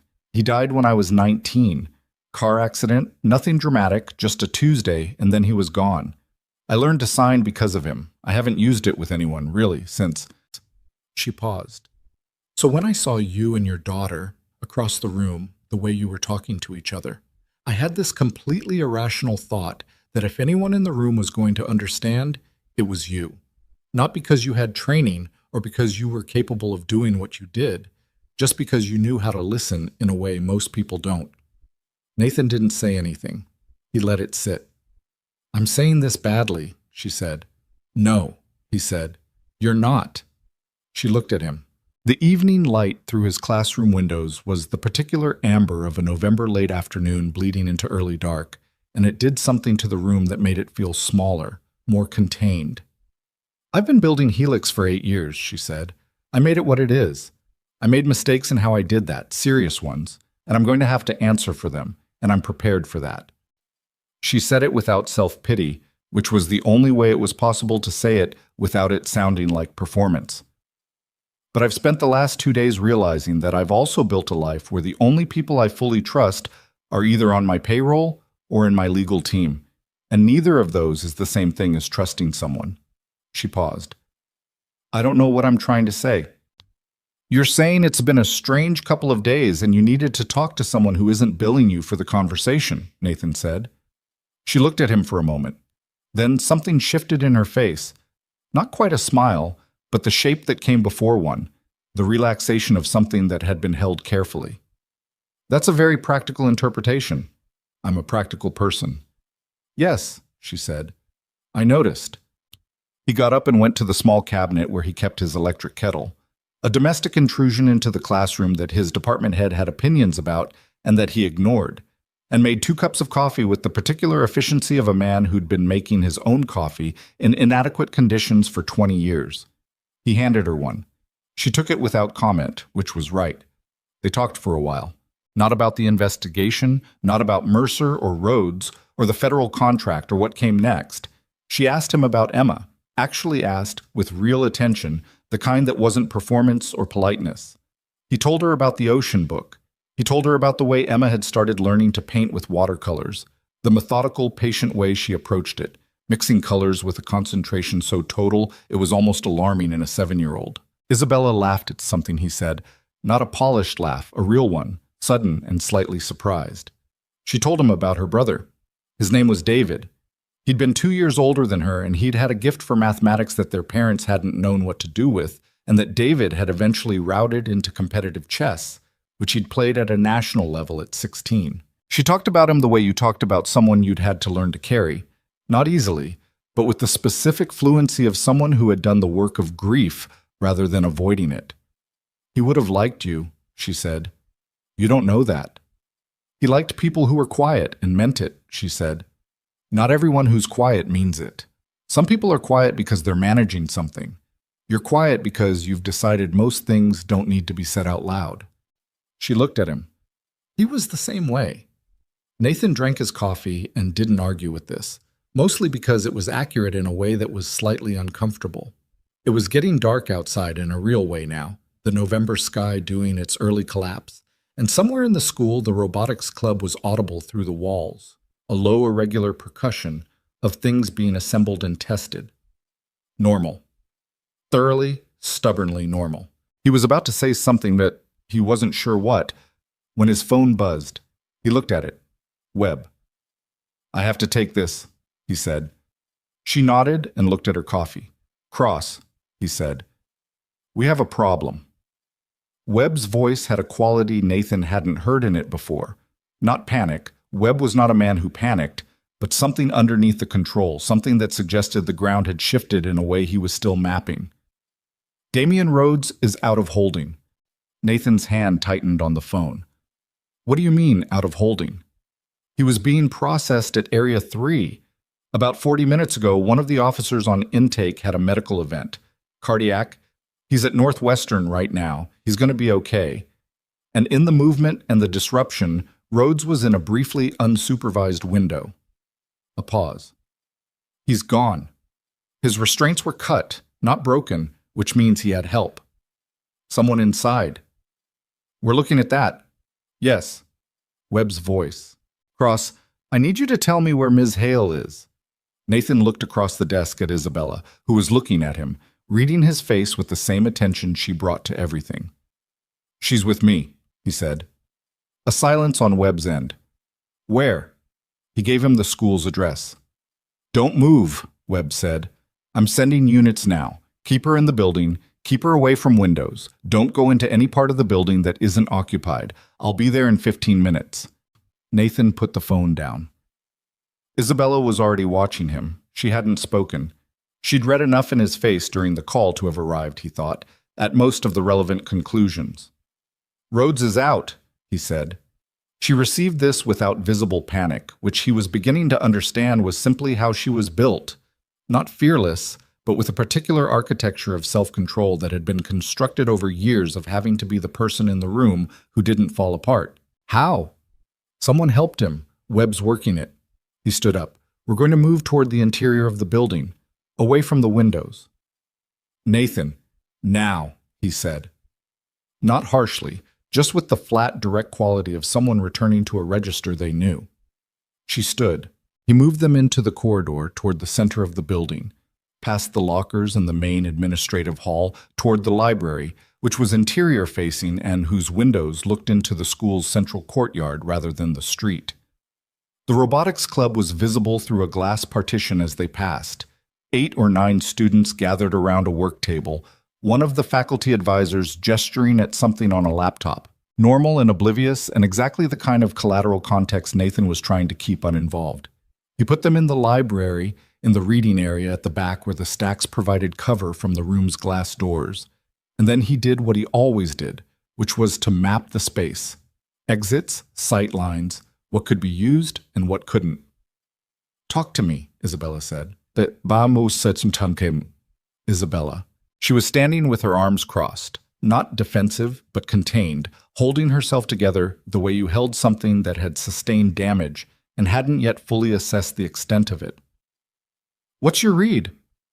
Rhodes has been ahead of this entire situation, Nathan said. He built the documentation. He positioned himself. He surfaced to me specifically in a way that was designed to bring him into police custody on his terms. Not as a fugitive, but as a witness with information. That play failed when the documents actually shifted suspicion back toward him. He thought. Getting out isn't improvisation. He had this in reserve. He's coming here. Possibly. Or he's running. Running is the rational option. He's not going to run, she said. He didn't build this over 4 years to run. She looked at Nathan steadily. He needs me dead, Nathan. As long as I'm alive and cooperating, the compliance fraud comes out, and his role in constructing the Mercer operation comes out, and the documents he built as protection become evidence against him instead. She said it plainly, the way she seemed to say most hard things, without decoration, without asking him to make her feel better about it. He's not going to run. Nathan thought she was right. He didn't say so. He checked his phone. Webb had texted, 8 minutes.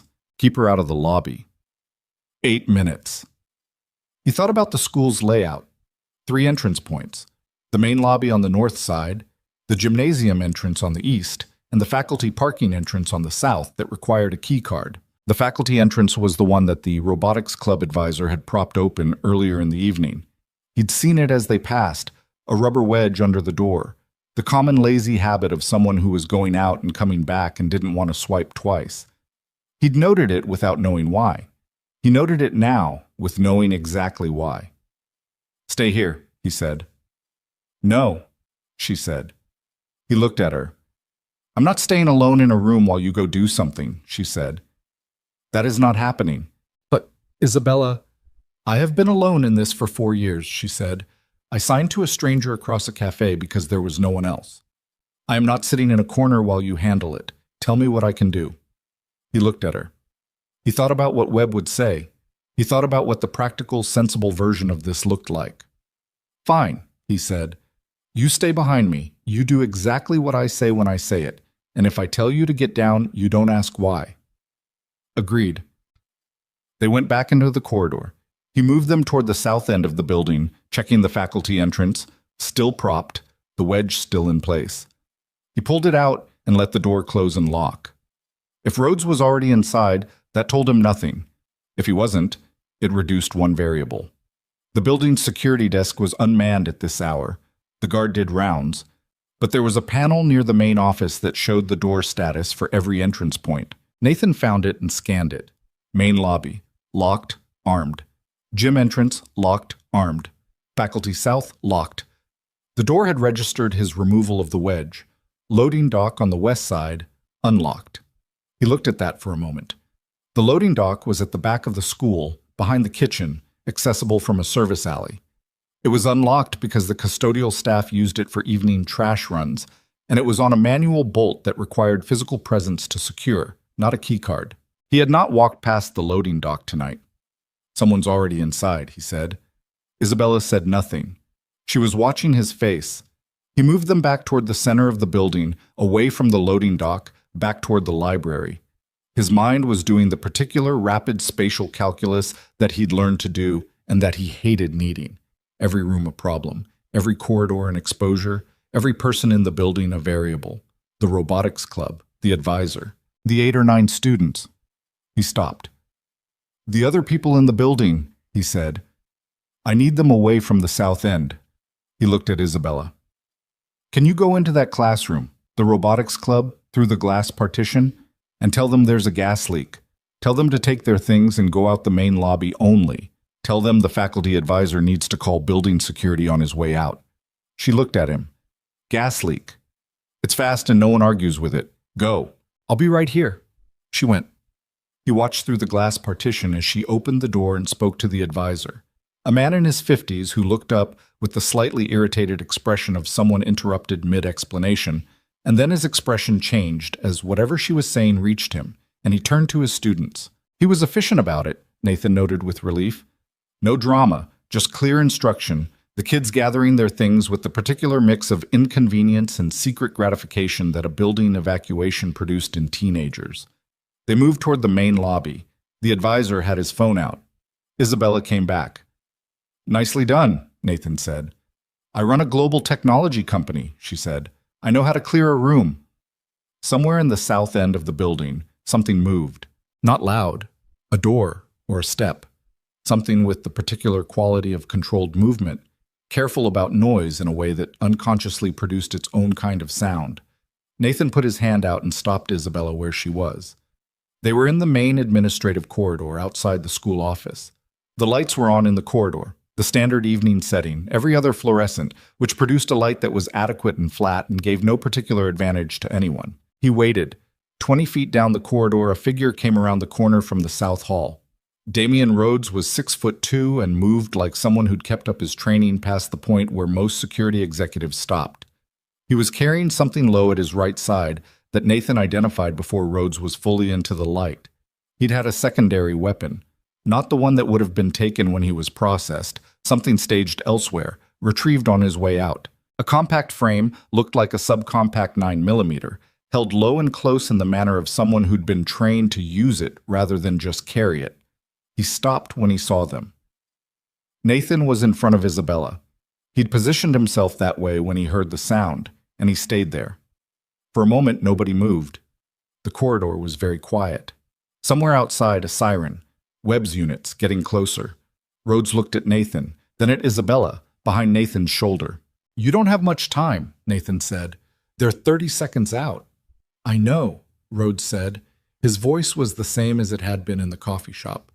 Controlled, even. The voice of someone who had rehearsed their emotions into submission. Step aside, Nathan. No.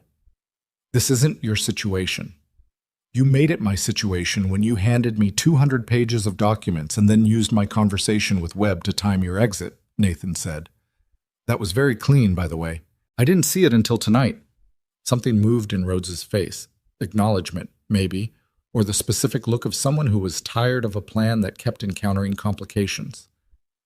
I didn't intend for anyone else to get hurt. I want you to know that. I believe you, Nathan said. It doesn't change where we're standing. Rhodes looked at Isabella. You know what you did, he said. The federal contract, the compliance documentation. You know what it enabled. Those agencies built systems on falsified specifications. You know what happens downstream from that. I know, Isabella said from behind Nathan's shoulder. Her voice was steady. I'm going to answer for it. I told Webb that today. I'm going to answer for all of it. Not if you're the grieving victim of a kidnapping and a disgruntled employee, Rhodes said. You were going to be the survivor, the hero CEO who cooperated with the investigation. Mercer would have gone to prison, and the compliance fraud would have stayed buried, and nothing would have changed except you'd have $12 million less. That plan failed, Nathan said, and what you built in its place is worse. Whatever she did, you turned it into a murder conspiracy. I turned it into accountability, Rhodes said, and for the first time the control slipped slightly. Not much, but enough to show what was under it, which was not rage, but something older and more eroded than rage. The particular exhaustion of a person who had believed in something for a long time and watched it not work. David Mercer wasn't the target. She was the target. The system that lets people like her make choices like that and face nothing. That was the target. David Rhodes, Nathan said, and something shifted. Rhodes went very still. Nathan had put it together in the last 90 seconds, from something Isabella had said earlier without knowing she'd given him a piece. Her brother David. Death. The accident. Rhodes's first name. He could be wrong, but the way Rhodes's whole body changed when he said it, the way the controlled surface of him cracked, just slightly, at the edges, told him he wasn't. Your brother, Nathan said. Isabella made a sound behind him. The data systems that were built on the falsified specifications, Nathan said. Something happened. Someone got hurt. Rhodes didn't say yes. He didn't say no. He looked at Nathan with the particular naked quality of a man who has been seen in a way he didn't plan for. Whatever happened, Nathan said quietly, this isn't the path to it. You know that. You built something to get to justice and it turned into another version of the thing you were fighting. You know that. Outside, the sound of vehicles. Multiple vehicles, doors, the organized movement of people arriving with purpose. Rhodes looked at the gun in his hand. He looked at Isabella. He looked at Nathan. The sirens were right outside. Put it down, Nathan said.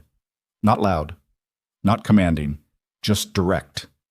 The voice of one person talking to another person in a corridor at the end of a very long several days. Put it down and tell them what happened. All of it. The real version, not the version where you're the villain and she's the victim. The whole thing. Rhodes stood there for a moment that was longer than it needed to be and shorter than Nathan had feared. Then he set the gun on the floor.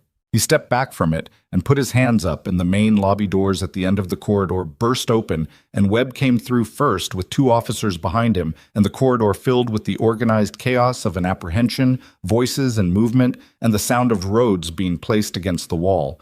And Nathan stayed exactly where he was, between the gun on the floor and Isabella behind him, because that was where he'd been and there was no reason to move. Isabella's hand found his arm. Not his injured arm. The other one. She didn't say anything. He didn't either. They stood in the lit corridor and let the police do what the police were there to do, and Nathan thought about a man named David, about whom he knew almost nothing, and about the specific shape of grief that had apparently become a different thing over years, harder and more geometric, something that had been given architecture and intention and ultimately turned into a weapon. He thought about how grief could do that. He didn't think it made what Rhodes had built right. He thought it made it human, which was not the same thing and not a defense, but was the thing you had to be able to hold alongside everything else if you were going to understand what had actually happened here. Webb came over when Rhodes had been secured and his officers were managing the situation. He looked at Nathan. He looked at the gun on the floor. He looked at Isabella, who was standing composed and slightly pale beside Nathan. "I told you not to move," Webb said to Nathan. "I didn't move," Nathan said. "He came to me." Webb looked at him for a moment. Then he looked at the ceiling briefly, in the manner of a man choosing not to say several things. "Are you hurt?" he said. "No," Nathan said. "Ms. Hale?" "No," Isabella said. Webb looked at both of them. "Go home," he said. "Both of you. I'll need statements tomorrow. Tonight, go home." Nathan thought about the empty apartment. He thought about Emma at Maya's, probably asleep, her new ocean book on the nightstand. He thought about the last 3 days and their full accumulated weight, the burned eggs, the subway, the cafe, the coffee station, the 6 stitches, the cold sandwich, the corridor. He thought about a woman who had signed 3 words across a crowded room and changed the shape of everything that followed. He turned to Isabella. "Do you want me to call you a car, bus?" he said. She looked at him. Something in her face shifted, not toward softness exactly, but toward something more open, less defended. "I'll call my own car," she said. "But thank you." They walked out through the main lobby into the Chicago night, and the cold was the same cold it had been. The lake cold, the November cold, uninterested in anyone's particular circumstances. Blue and white lights strobed against the brick of the school building. Officers moved in organized patterns. Webb was on his phone, his breath visible in the cold air. Nathan stood on the front steps of Lincoln Park High School and breathed. He didn't feel the clarity anymore. What he felt was tired in the specific, located way of a body that had been operating above its sustainable level for several days and was beginning to send invoices. His arm, his back, the particular tiredness behind his eyes that came from sustained alertness. He got out his phone and called Maya. "It's done," he said when she answered. A pause. "Is everyone okay?" "Yes," he said. He meant it.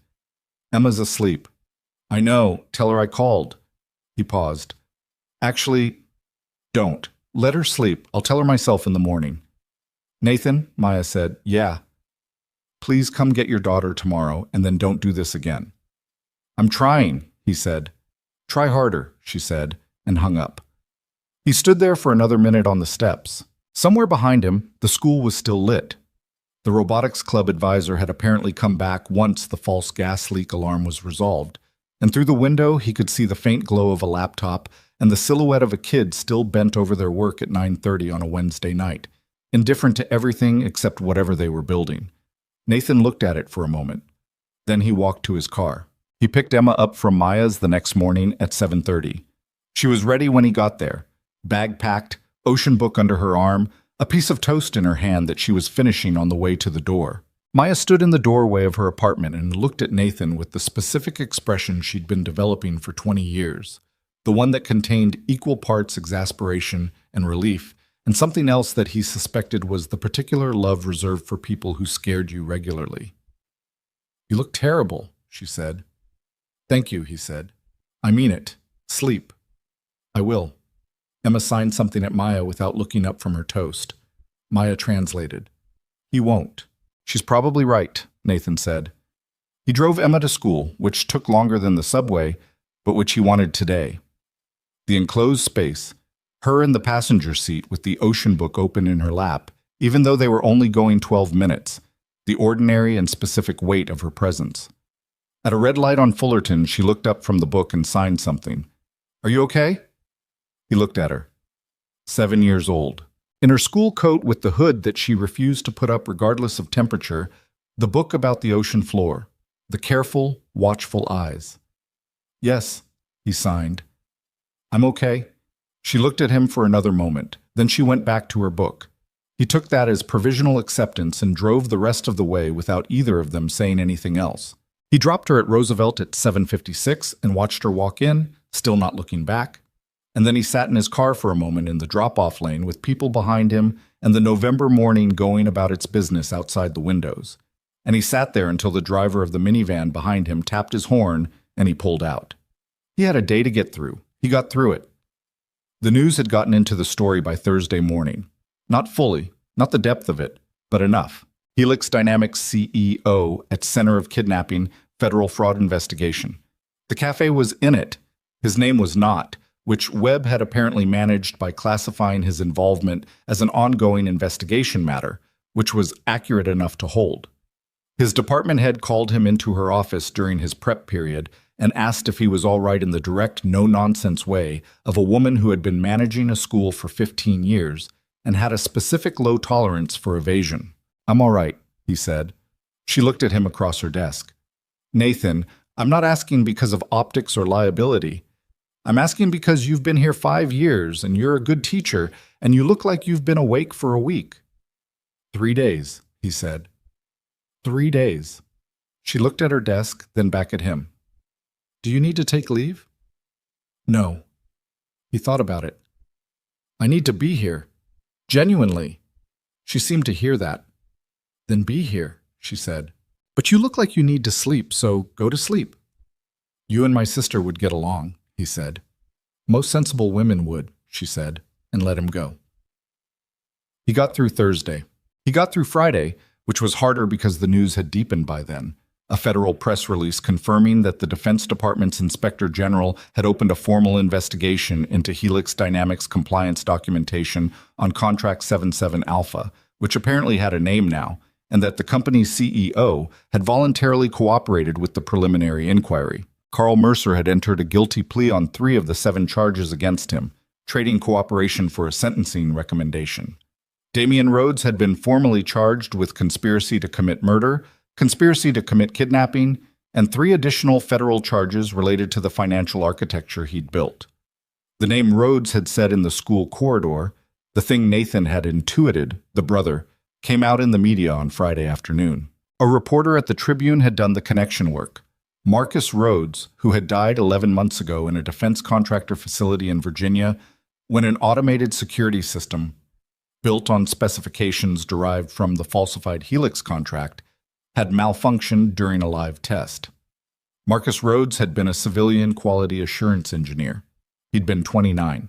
He was survived by his mother and his older brother. Nathan read the article on his phone during his lunch period and sat with it for a while. He thought about the conversation in the school corridor. I turned it into accountability. The specific exhaustion under Damian Rhodes's control that had been visible even through 3 years of built-up architecture.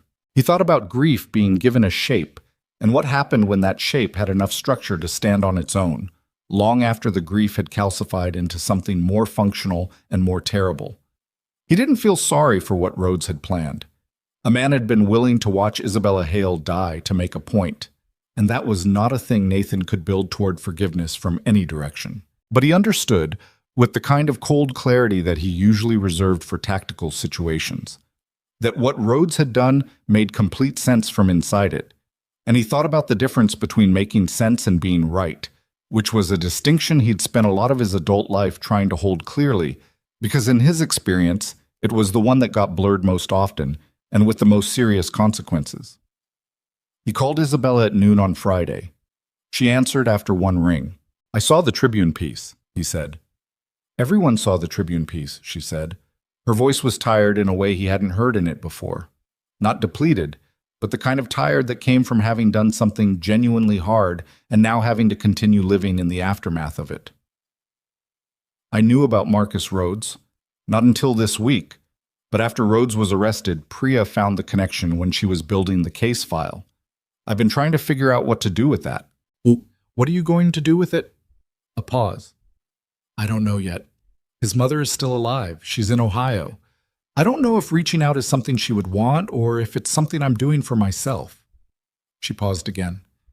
"I tend to do things decisively. I'm trying to learn when not to." "That's not a short lesson," Nathan said. "No," she agreed. "It's not." They talked for a few more minutes about the IG investigation, which her legal team was managing with the full cooperation model she'd committed to, about the status of the Mercer plea, about the fact that several of Rhodes's accomplices at Area 3 were being investigated internally. At the end, before he hung up, he said, "How are you? Not the legal situation. You." A brief silence that had more in it than its length suggested. "I've been sleeping badly," she said. "I keep waking up and the first thought I have is the cafe. The moment before you responded. when I didn't know if you'd understood. But you keep waking up, he said. Yes, she said. That part's worth something. She was quiet for a moment. Yes, she said again. I think it is.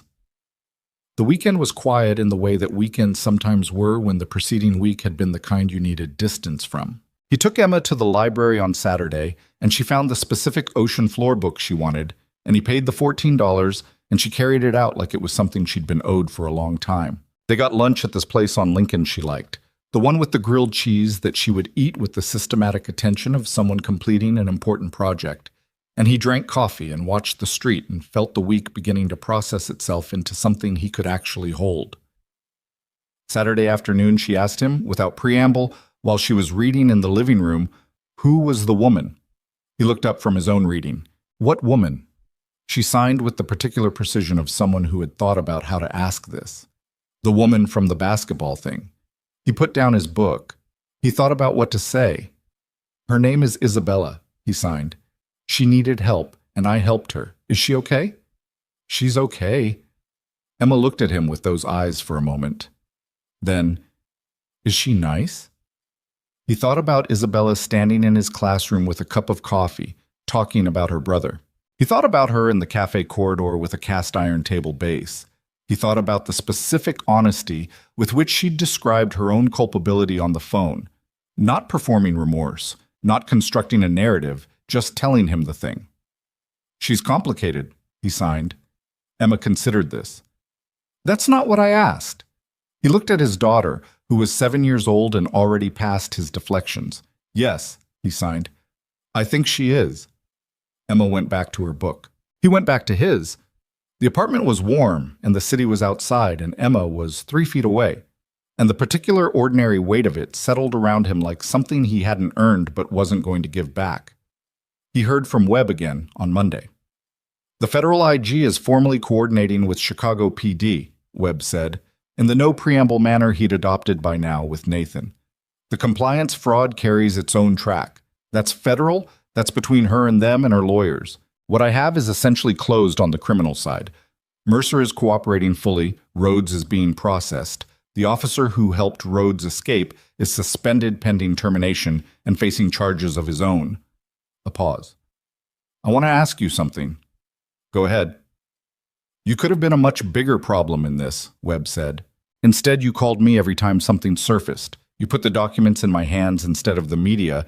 You didn't go freelance in any of the ways someone with your background theoretically could have. Another pause, shorter. I appreciate that. You're thanking me, Nathan said. I'm noting it, Webb said. There's a difference. A beat. I also want to say that what you did in the cafe, the actual intervention, I've been doing this 22 years, and I've seen a lot of people in a lot of situations. And the way you managed that room, the way you controlled the variables, it was significant. You probably saved a dozen lives in there. Nathan was quiet. I don't say that to make you feel a certain way, Webb said. I say it because it's the accurate assessment. Okay, Nathan said. That's all you're going to give me? I was trying to get home to my daughter, Nathan said. I didn't do it to save a dozen lives. I did it because there was a woman across the room asking for help. A pause.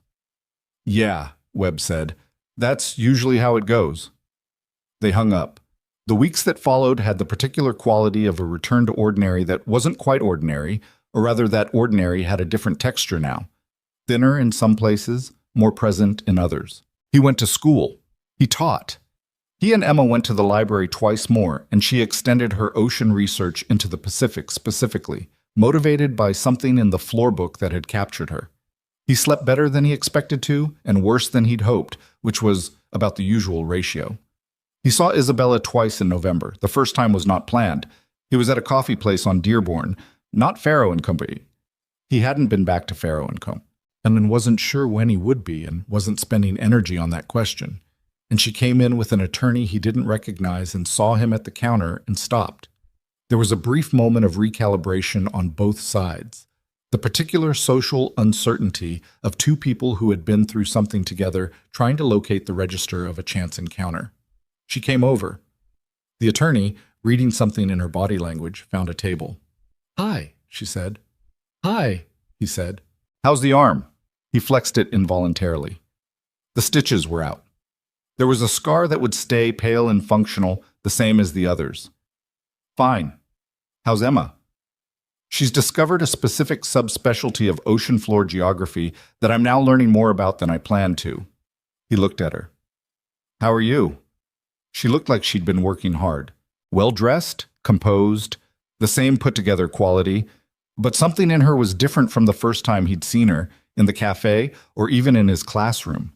There was something less armored, he thought, not weaker, less sealed. Complicated, she said. He almost smiled. That's not what you asked, she finished. I know. She looked at her attorney across the room, then back at Nathan. I'm okay. I'm doing what I need to do. The IG process is moving. She paused. I fired my entire executive team last week and promoted internally. Started with the CFO, who had the cleanest record on the contract period. She said this in the brisk, factual tone she used for decisions she'd already processed. Helix is going to survive this. I don't know yet what it's going to look like. Does it need to look the same? She considered this seriously, the way she considered most things. No, she said. I don't think it does. They stood at the coffee counter for another few minutes. The conversation moved the way conversations moved when two people had shared something significant and were trying to figure out whether that significance was a foundation for something or just a shared context. He wasn't sure. He didn't think she was sure either, and he appreciated that she wasn't performing certainties she didn't have. When she left, the attorney leaning toward her with something on a tablet, Nathan watched her go and thought about what Maya would say about all of this, which was probably several things, and then got his coffee and went to work. The second time was at Emma's school. He was in the pickup line at Roosevelt at 3:12 when his phone showed a text from Isabella. Are you at Roosevelt right now? He looked at it. Yes. How do you know? I'm 2 blocks away for a meeting. I saw your car on the way by. It's distinctive. It wasn't a distinctive car. It was a 7-year-old Subaru with a dent in the rear quarter panel. He looked at it and supposed that if you were paying attention to things, a 7-year-old Subaru with a specific dent was recognizable once you'd seen it. Do you have a minute after pickup? She sent. Emma came out at 3:17 in the first wave, spotted his car, and got in with the efficiency of a child who did not waste time on transitions. He signed, Give me 2 minutes. She looked at his phone. He put it away. She looked at him. Someone's coming? She signed, Yes. The woman? He was genuinely not sure whether to be impressed or alarmed by his daughter. Yes, he signed. Is that okay? She thought about this with visible seriousness. Then, does she know sign language? Yes. That seemed to matter. She looked out the window and did not offer further comment. Isabella appeared on the sidewalk 2 minutes later. She was in a dark coat, no lawyer this time, and she came to the passenger side where Emma was sitting and Nathan lowered the window. The cold air came in. Isabella looked at Emma. Emma looked at Isabella. Then Isabella raised her hand and signed, Hi, I'm Isabella. You must be Emma. Emma's expression did not change, but Nathan knew her well enough to see the adjustment beneath the surface. The slight recalibration of a child who'd been assessed the situation and gotten new information. She signed back. You sign. Your dad told me you were teaching him, Isabella signed. He signs well, better than most people I know. Emma looked at Nathan, then back at Isabella. He burned the eggs again yesterday. Emma, Nathan said. It's true, she signed. Isabella's mouth curved. She looked at Nathan. He looked at the steering wheel. She's not wrong, he said. They talked for 10 minutes on the sidewalk, Emma leaning across the center console to sign at Isabella through the window, which was not a natural conversation geometry, but which neither of them seemed to mind. Emma asked Isabella what she did, and Isabella explained that she ran a technology company, and Emma asked what kind of technology, and Isabella said software systems and infrastructure. And Emma considered this and then asked if any of it involved the ocean, which was the lens through which she was currently evaluating most things. And Isabella said not directly, but that there were interesting problems related to underwater data cables that Emma might find interesting someday. Emma signed something that Nathan translated for Isabella. She says she might look that up. Please do, Isabella said. I'd be curious what you think.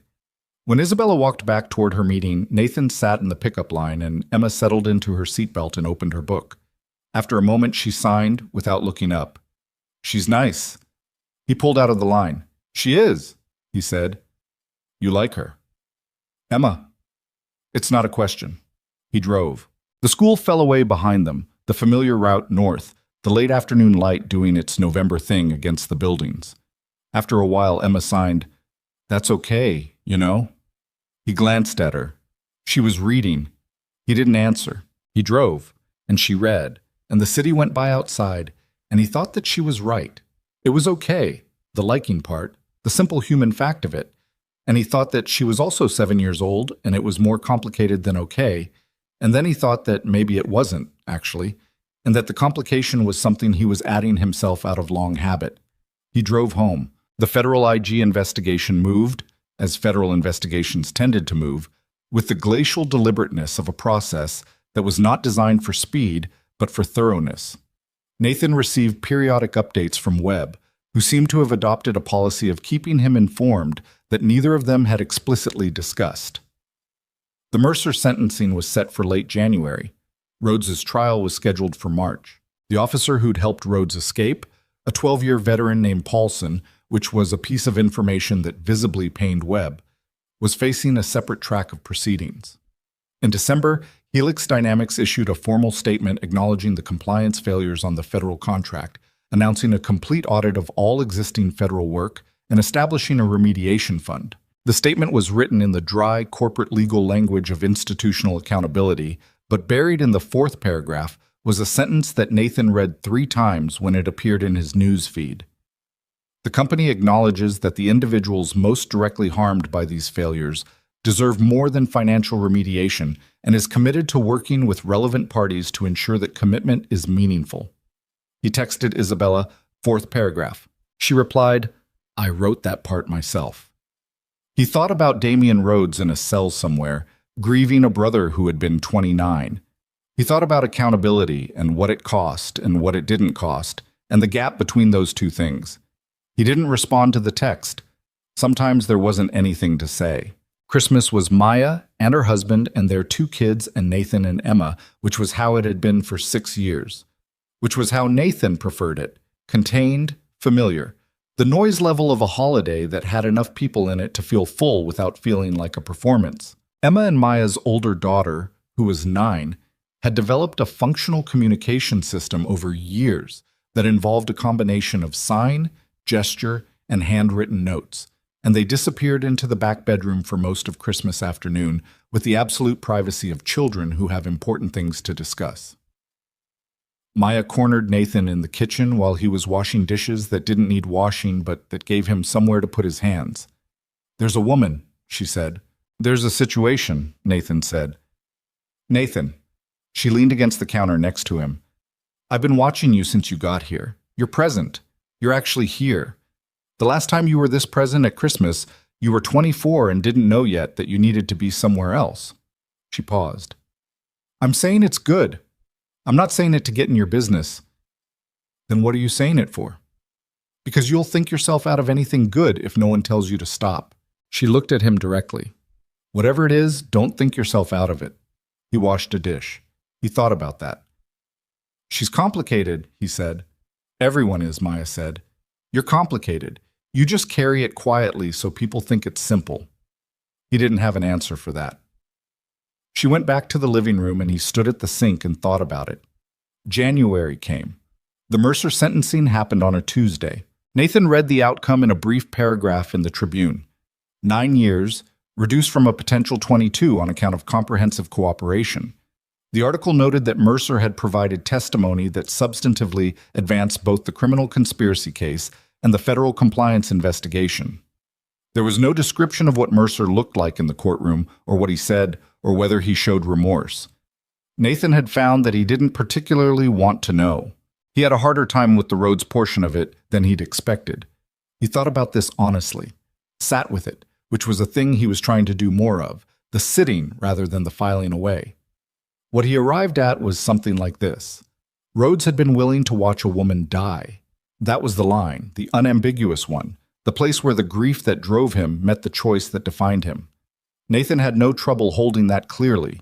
What he had trouble with was the version of roads that existed before the line. The man who had watched an institution fail his brother had watched the person most responsible for that failure positioned as a survivor, and had spent 3 years building a structure of accountability because the systems that were supposed to provide it had not. That version of roads was not wrong about what had happened. He was wrong about what to do with it. Nathan thought it was possible to believe both of those things at once. He thought it was necessary, actually.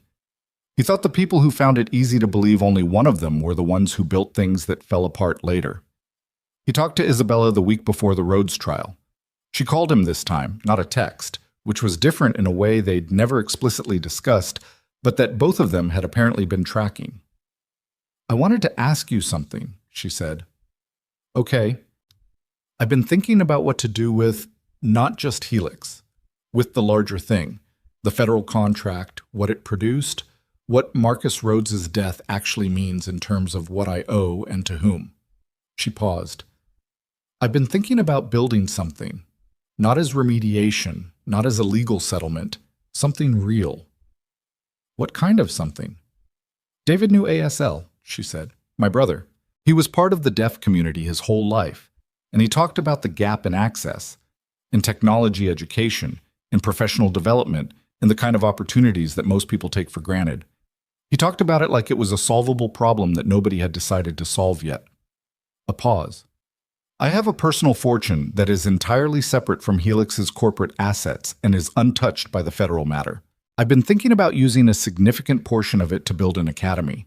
Not a charity, an actual institution, technology and innovation education, specifically designed with deaf and hard-of-hearing students as the primary population, though not exclusively." Her voice was measured and specific, the way it got when she was talking about something she'd thought through in real detail. "I don't know yet what the governance structure looks like. I don't know who should run it. I don't know a lot of things." Nathan sat with this. "What do you know?" he said. "I know what it should do," she said. "I know what kind of students it should serve. I know it should be in Chicago because this is where I built everything, and this is where I have the most ability to make it real." She paused. "And I know that the person who should be involved in building it is someone who understands both sides of what it's trying to bridge." "That's a broad description," he said. "It's intentional," she said. "I'm not trying to corner you. I'm thinking out loud with someone whose opinion I trust." A pause. "But if you had an opinion, I'd want to hear it." He thought about Emma with her ocean book. He thought about the afternoon she'd come home from school with a worksheet on careers, 3rd grade level, and had looked at it for a long time and then signed at him. Why aren't there more jobs about the ocean that also use signing? He'd told her there might be if the right people built them. She'd looked at the worksheet with the expression of someone filing that away. "Tell me what you're thinking about the curriculum," he said. She told him. She talked for 40 minutes, and he listened and asked questions and pushed back on 2 structural assumptions that seemed to him to have the logic of someone thinking from the inside of institutional experience rather than outside it. And she pushed back on his pushback, and he modified his position, and she modified hers. And by the end of the call, neither of them had said anything definitive, but the shape of the conversation had changed into something that felt less like thinking out loud and more like thinking together. When they were done, he sat for a while in his kitchen. He thought about the shape of his life, the school, the apartment, the subway route, the burned eggs. He thought about what he'd built and what it had cost and what it was worth, and whether worth was even the right frame for it. He thought about his SEAL career in the way he usually thought about it, which was in the peripheral, the way you looked at something bright, not directly, because there was no version of looking at it directly that didn't cost him something he wasn't willing to spend. He thought about what he'd been good at and what he'd walked away from and the distinction between walking away and running. He thought about Emma signing, "That's okay, you know." He picked up his phone and sent a text. "I want to see the preliminary plans when you have them." She replied in under a minute. "I'll have something to show you in 2 weeks." He put the phone down. February came with the particular brutality of February in Chicago, which was not dramatic so much as relentless. The cold that had been building since October arriving at its full depth and simply staying there, committed, uninterested in anyone's timeline. Nathan wore his heavy coat and took the red line and taught about the Korean War, and the specific, complicated legacy of limited conflicts and graded papers about things he wasn't thinking about, and took Emma to the aquarium on a Saturday because she'd asked once and he'd said soon, and it had been long enough that soon needed to become now. She stood at the jellyfish tank for 12 minutes without moving. He stood next to her and watched the light move through the water, and thought that there were worse ways to spend a Saturday than being next to your daughter while she looked at something that mattered to her. She signed without taking her eyes off the tank. Do jellyfish feel things? Some scientists think they have basic responses, he signed. Not the same as feelings, but something. She considered this. That seems lonely. Why? Because they float around and respond to things, but they don't understand what's happening to them. He looked at the tank. I think that's a pretty human fear. She looked at him. Do you feel things? He almost said something deflecting. He caught it. Yes, he signed. I'm working on not being afraid of that. She looked at him for a moment with those eyes. Then she signed, good, and went back to the jellyfish. He stood there and breathed, and the light moved through the water, and the jellyfish floated in their particular slow-motion indifference, and he thought that his daughter was considerably wiser than a 7-year-old had any obligation to be, and that he was going to have to keep up. The Rhodes trial ran for 11 days in March. Nathan was called as a witness, twice, once by the prosecution and once by the defense, in what turned out to be an attempt to establish that Rhodes's actions had a reasonable rationale that the prosecution was framing too narrowly. He answered the questions he was asked accurately, without editorializing, and when the defense attorney asked him whether he believed Damian Rhodes had acted out of genuine conviction rather than personal malice, he said yes, and when she asked whether that conviction made the actions less serious, he said no, and when she appeared to want to push further, his expression apparently suggested that the direction had limited yield, and she moved on. The verdict came back on a Thursday. Guilty on the primary conspiracy charge. Guilty on 3 of the 5 additional federal charges. The sentencing was scheduled for May. Nathan read the verdict brief in his car outside Roosevelt, waiting for Emma's school day to end, and sat with it for a moment. He thought about a corridor in a school at night, and a gun on the floor, and a man who had put it there of his own volition. Not because the choice was taken from him, but because he'd made it, and that distinction was the one that mattered, and Nathan was glad it had come out in the verdict, because the alternative, the version where it didn't, was one he'd been holding as a possibility for months, and that he was relieved to put down. Emma came out in the second wave. She got in, looked at him, looked at his phone on the center console, looked back at him. The trial? She signed. He'd told her, in the simplified version appropriate for a 7-year-old, that there had been a situation and that someone had done something wrong and that the people whose job it was to sort that out were working on it. She'd received this with the equanimity of a child who had been receiving age-appropriate versions of adult complications her whole life and had developed a reliable internal sensor for when there was more beneath the surface. It's done, he signed. She took this in. Then, good. He started the car.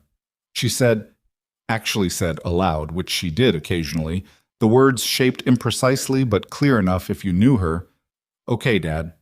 He looked at her. She was looking at her seatbelt clasp, clicking it open and closed with the fidgety focus of a child who had delivered her emotional verdict and was ready to move to the next thing. He pulled out of the lot. Spring came in the particular way it came to Chicago, which was all at once and entirely unconvincingly, the temperature swinging 15 degrees in either direction on consecutive days, while the city collectively decided to believe in it anyway. Nathan started taking a different route to school, one that went past the river, because in March the river was still the flat gray of winter, but by April it had started to change, and he'd always liked the change, the incremental accumulation of something that was trying. He met Isabella for coffee twice in March and once in April. Actual coffee, actual table, not the strategic or logistical conversations of November and December, but something that had started to settle into the more ordinary shape of 2 people who wanted to talk to each other. The academy plans had developed into something real. A building site on the north side, an educational consultant who specialized in deaf access, a curriculum framework that Isabella had drafted with input from 3 deaf adult community organizations, and that was, Nathan thought when he read it, genuinely well-constructed in a way that most things built by people with good intentions and significant resources were not. She brought the plans to coffee in early April. An actual printed document, 120 pages, tabbed. She set it on the table between them. I want your honest assessment, she said, not the kind version. He picked it up. He read it seriously, the way he'd read briefings in a former life. Not skimming, actually reading, actually thinking. She drank her coffee and looked at her phone and did not perform patience, but simply had it. He finished the relevant sections, governance, curriculum framework, staffing model, and put it down. The curriculum framework is strong, he said. The staffing model has a structural problem. You've built it around a traditional school hierarchy with an executive director at the top, and that model consistently fails institutions whose primary value is adaptability. The people with the most relevant knowledge are going to be closest to the students, which means the furthest from the decision-making architecture you've designed. She looked at him. What's the fix? Distribute the authority closer to the instructional level. The executive role becomes coordination and external relations, not programmatic direction. The teachers and specialists run the curriculum with real authority, not advisory authority. She considered this. That makes the executive role less powerful. Yes. And you think that's the right model? I think it's the model that serves the students, he said. She held his gaze for a moment. Then she took the document back and made a note in the margin. He watched her write it. Not a note, actually. More of a bracket and a question mark and several words that he couldn't quite read upside down. She closed the document. The executive director position, she said. The coordination and external relations version. The real version, where the teachers have the authority. She looked at him. I've been building toward asking you this since November. I know, he said. I'm not asking impulsively. I know, he said again. You'd keep your connection to teaching. The academy would need someone who's actually been in a classroom. Not as a credential, as a genuine value. She put her coffee down. I'm not asking you to give up who you are. I'm asking you to do more of it in a bigger space with the resources to actually make it work. Nathan looked at the table. He thought about Emma at the jellyfish tank. I'm working on not being afraid of that. He thought about Maya in the kitchen at Christmas. Don't think yourself out of it.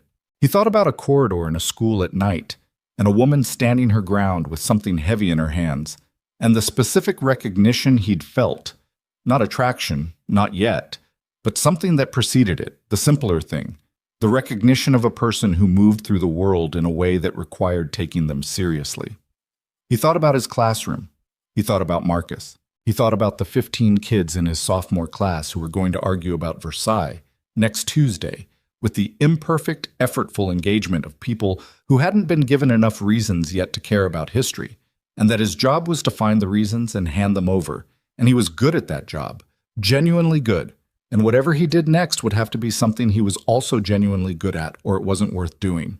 He thought about Emma asking if there were jobs about the ocean that used signing. He didn't answer Isabella immediately.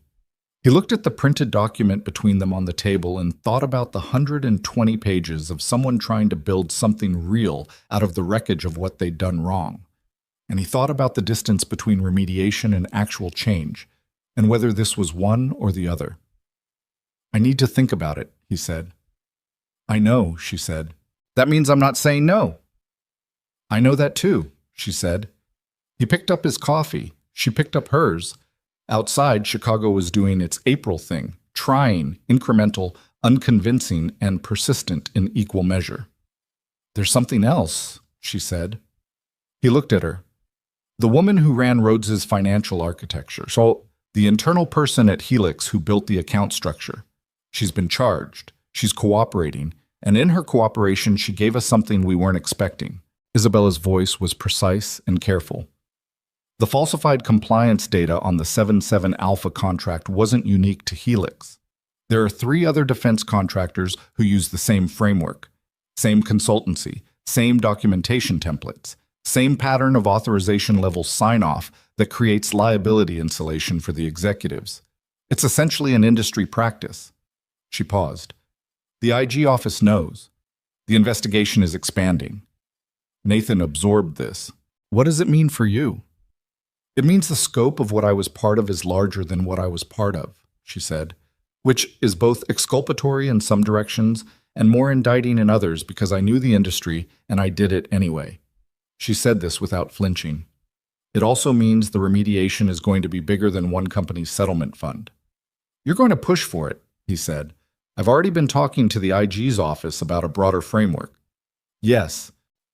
She looked at him steadily. I made a mess, and I'm going to clean it up. As much of it as I can reach. He looked at her across the table. This woman who had been, in sequence and sometimes simultaneously, a stranger in a coffee shop, a victim, a co-conspirator in an improvised rescue, a client of his reluctant and unpaid expertise, and something else that was still in the process of becoming clear. She was not simple. She was not particularly easy. She had done things that had consequences she was still living in, and she was not running from them. He thought that was worth something. He thought it was worth quite a lot. Okay, he said. She raised an eyebrow.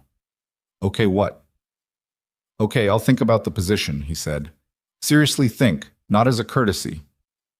She looked at him for a moment. Then she nodded, once, the clean nod of someone accepting a commitment without making it bigger than it is. That's all I'm asking. They sat for a while longer, the coffee going cold between them, the spring afternoon outside arranging itself with the particular provisional optimism of a city that had been through a long winter and was not fully convinced it was over, but was going to proceed as though it were, because the alternative was just more waiting. And at some point, waiting stopped being prudent and started being a choice you were making without admitting it. Nathan thought that was probably true about more than the weather. He picked up his cup and finished the last of his coffee and thought about Emma's ocean books stacked on her nightstand, and the jellyfish tank, and the building site on the north side of the city where something was going to be built, and the particular weight of a decision that was still forming itself in the space between what he was and what he might be willing to become. He said yes in May. Not dramatically, not in a moment that announced itself. He called Isabella on a Tuesday evening while Emma was in the bath, the particular domestic pocket of time that was reliably his, 20 minutes when he could hear the water and know exactly where she was. And he told her he'd made his decision, and his decision was yes, on the condition that his role was genuinely what she'd described: coordination, external relations, the connective tissue of the institution rather than the seat at the top of a hierarchy. Those are the exact terms I offered, she said. I know. I wanted to say them back so we both know I understood them. A pause. Are you sure? No, he said. But I think that's the right amount of sure for something like this. She was quiet for a moment. Not the silence of uncertainty, the silence of someone absorbing something they'd been working toward for long enough that its arrival required a beat of adjustment. Okay, she said. I'm giving Lincoln Park a full year's notice, he said. I'm not leaving mid-year, and I'm not leaving without them having time to find someone who actually wants the job. Of course. And Emma has final veto. A brief pause. On the academy? On everything, he said. She's 7. Her opinion counts more than mine on most things at this point. He could hear something in the silence that might have been a smile. I'd like to meet her properly sometime, Isabella said. Not through a car window. She'd like the underwater cable conversation, he said. Then we'll have it. He told his department head the following week. She listened to the full explanation, the academy, the role, the timeline, with the same no-nonsense attention she brought to everything. And when he finished, she sat back in her chair and looked at him with an expression that was complicated in a way he hadn't expected. I'm going to say something you don't have to respond to, she said. Okay. You came here 5 years ago and you were good at this from the first day, which is actually unusual. Most people who are good at this take a year to find their footing. You came in already knowing how to be present with a room full of teenagers who didn't especially want to be there, and I've thought about why that is, and I think it's because you already knew what it felt like to need someone to find you useful. She paused. Whatever you're building next, take that with you. That's the thing you have that most people don't. He didn't know what to say to that. He thanked her, which was inadequate, and she waved it off and asked if he could find his own replacement because she was busy. He spent the summer doing 3 things: wrapping up his final year's preparation at the school, working with Isabella on the academy's foundational hiring, and taking Emma to the aquarium 3 more times because she had developed specific ongoing questions about deep-sea bioluminescence that apparently required repeat visits. The academy had a name by June: the Hale Center for Deaf Education and Innovation. Isabella had run it through 3 rounds of input from the deaf community organizations before landing on it, and the final framing had come from a suggestion by one of the adult education specialists they'd consulted. A deaf woman in her 50s named Dr. Carla Reeves, who had spent 20 years watching institutions name themselves for donors rather than purposes, and who had told Isabella directly that the name needed to tell a child something real about who the place was for. Dr. Reeves became the director of curriculum. Nathan had recommended her after their second meeting, and Isabella had agreed without hesitation, which was one of the things he was learning to respect about her decision-making. When she got information that updated her picture, she updated her picture. She didn't protect her prior position for its own sake. The building on the north side came together over the summer in the particular incremental way of construction, which is to say it was always behind schedule, and always slightly different from the plans and required constant decisions about things no one had anticipated needing to decide. Nathan went to the site twice a week. He walked the floors with the project manager, a practical woman named Sue Jin, who had the useful quality of telling him exactly what was wrong without framing it as catastrophe. He learned more about acoustic design in 3 months than he'd ever expected to know, because it turned out that building a learning environment for deaf and hard-of-hearing students required rethinking assumptions about sound and space that conventional school architecture had never questioned. He found this genuinely interesting, which surprised him a little. He'd expected to find the construction phase a necessary patience test before the work he actually cared about. Instead, he found himself in conversations with the acoustic engineers and the lighting designers and the assistive technology consultants that were absorbing in the same way that planning had been absorbing in his former life. The specific pleasure of a complex problem with real stakes, and the requirement that you hold multiple variables at once without losing the thread. He told Isabella this one afternoon at the site when they were walking the unfinished main corridor, the floor still raw concrete, the walls framed but not yet finished. "You sound surprised," she said. "I thought I was a classroom person," he said. "Turns out I might be a building things person. Those aren't mutually exclusive." "No," he admitted. "I'm realizing that." She looked at the corridor around them, the scale of it, the light coming through the framed window openings. "I used to think I was a company person," she said. "Built Helix around that idea, everything in service of the company and what it could do." She paused. "Turns out I'm a problem person. The company was just the best tool I had for working on problems, but it wasn't the only tool." He looked at her. She was in her worksite clothes, the expensive coat replaced by something more practical, hair pulled back, a coffee cup she'd been carrying since they arrived and probably hadn't finished. She looked like someone who was doing something real and knew it. "You're less careful than you used to be," he said. She looked at him. "What does that mean?" "In the beginning, you calculated everything you said to me. I could see you doing it, running the sentence before you delivered it, checking it for exposure." He said it without criticism. "You don't do that as much now." She considered this. "Is that good or bad?" "I think it's just true," he said. "I don't have a judgment on it." "Okay." She looked at the corridor for a moment. "It's because of the IG process, partly. When you've spent 6 months in a room with federal investigators being asked to be fully accurate about things you'd spent years managing the narrative of, it changes your relationship to careful." A pause. "And partly it's you." He looked at the wall framing. "You don't perform," she said. "You never have. It's hard to stay in performance mode around someone who just doesn't. Eventually you get tired of doing it alone." He didn't say anything. He thought about what Maya had said, "You carry it quietly so people think it's simple," and he thought about whether that was performance of its own kind, the performance of being uncomplicated, and whether he'd been doing it for so long he'd stopped noticing. "I do perform," he said.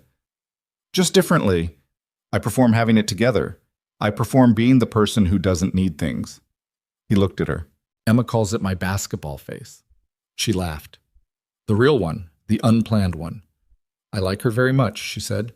"She's going to be in the first cohort," he said. "If you'll have her." Isabella looked at him. "You're asking me?" "I'm telling you she wants to apply. She made her own case last week, 2 paragraphs written in ASL on the whiteboard at home. then transcribed to paper. She cited the underwater cable thing. He paused. She's thorough. She gets it from somewhere, Isabella said. Emma had, in fact, drafted her own application argument, unprompted, on a Saturday morning, while Nathan was making breakfast and successfully not burning it. He'd come into the living room to call her for food and found her at the whiteboard with the markers she used for planning things that she considered serious. She'd written it out in English, with 3 reasons why the academy was the right fit. And when she saw him, she'd turned around and signed, "I want you to read it before you tell me it's good." He'd read it. It was good. He told her so, and she'd looked at him with the exact skepticism that was her birthright. "You're not just saying that?"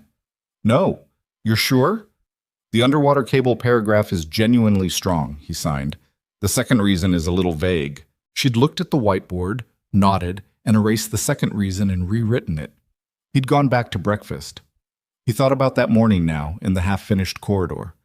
He thought about all the mornings that had accumulated into the person Emma was, the burned eggs and the subway and the library and the aquarium and the whiteboard full of her careful thinking.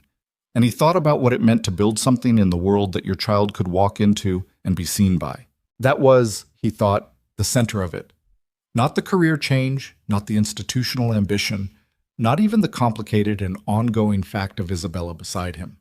The center was Emma at 8 years old, 9 years old, 10, walking into a building that had been made for her and people like her, not as an accommodation or a concession, but as a fundamental assumption. The center was the world containing a place where her way of moving through it was the baseline, not the exception. He had not been able to build that as a history teacher. He loved the work, and he would miss it in the specific way you miss things that had genuinely mattered, but he had not been able to build that. Here, he might. The school year ended in June. His last day at Lincoln Park was a Friday in the second week of June, warm enough finally that the windows were open and the sounds of the city came in during his last period. His seniors had already graduated. His juniors were coming back for one more year without him. His sophomores were going to be someone else's juniors, which gave him a feeling he didn't have a precise word for. Not grief, not quite, but something in that neighborhood. The department threw him a small thing after school in the faculty lounge. A sheet cake from the bakery 2 blocks over, a card that everyone had signed, a bottle of decent whiskey from his department head with a note attached that said, "Don't forget who you are when they give you a title." He thanked everyone and meant it, and left before it got extended, because he had learned over years that goodbyes were better clean. He picked Emma up from aftercare. She'd made him a card. On the front she'd drawn the 2 of them, the same subject as the refrigerator drawing from a year and a half ago. The 2 figures at the lake, but rendered with the better hand of a year's additional practice. The figures were still somewhat lopsided, but identifiably themselves. Under them she'd written, in careful block letters, "Good job, Dad. What's next?" He laughed. An actual laugh? In the car, and she watched him with the pleased expression of someone who'd made a joke land. "The academy," he signed. "That's what's next." She signed, "I know. I meant for dinner." He took her for pizza. The Hale Center opened its doors on the 14th of September. Not fully. The first cohort was 32 students, ranging in age from 8 to 14, an intentionally small inaugural class while the program found its footing. Dr. Reeves had spent the summer assembling a teaching staff of 11, 6 of whom were deaf or hard of hearing themselves, which was not a diversity metric but a structural choice.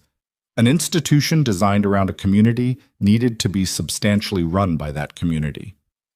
The building was better than Nathan had expected from the plans.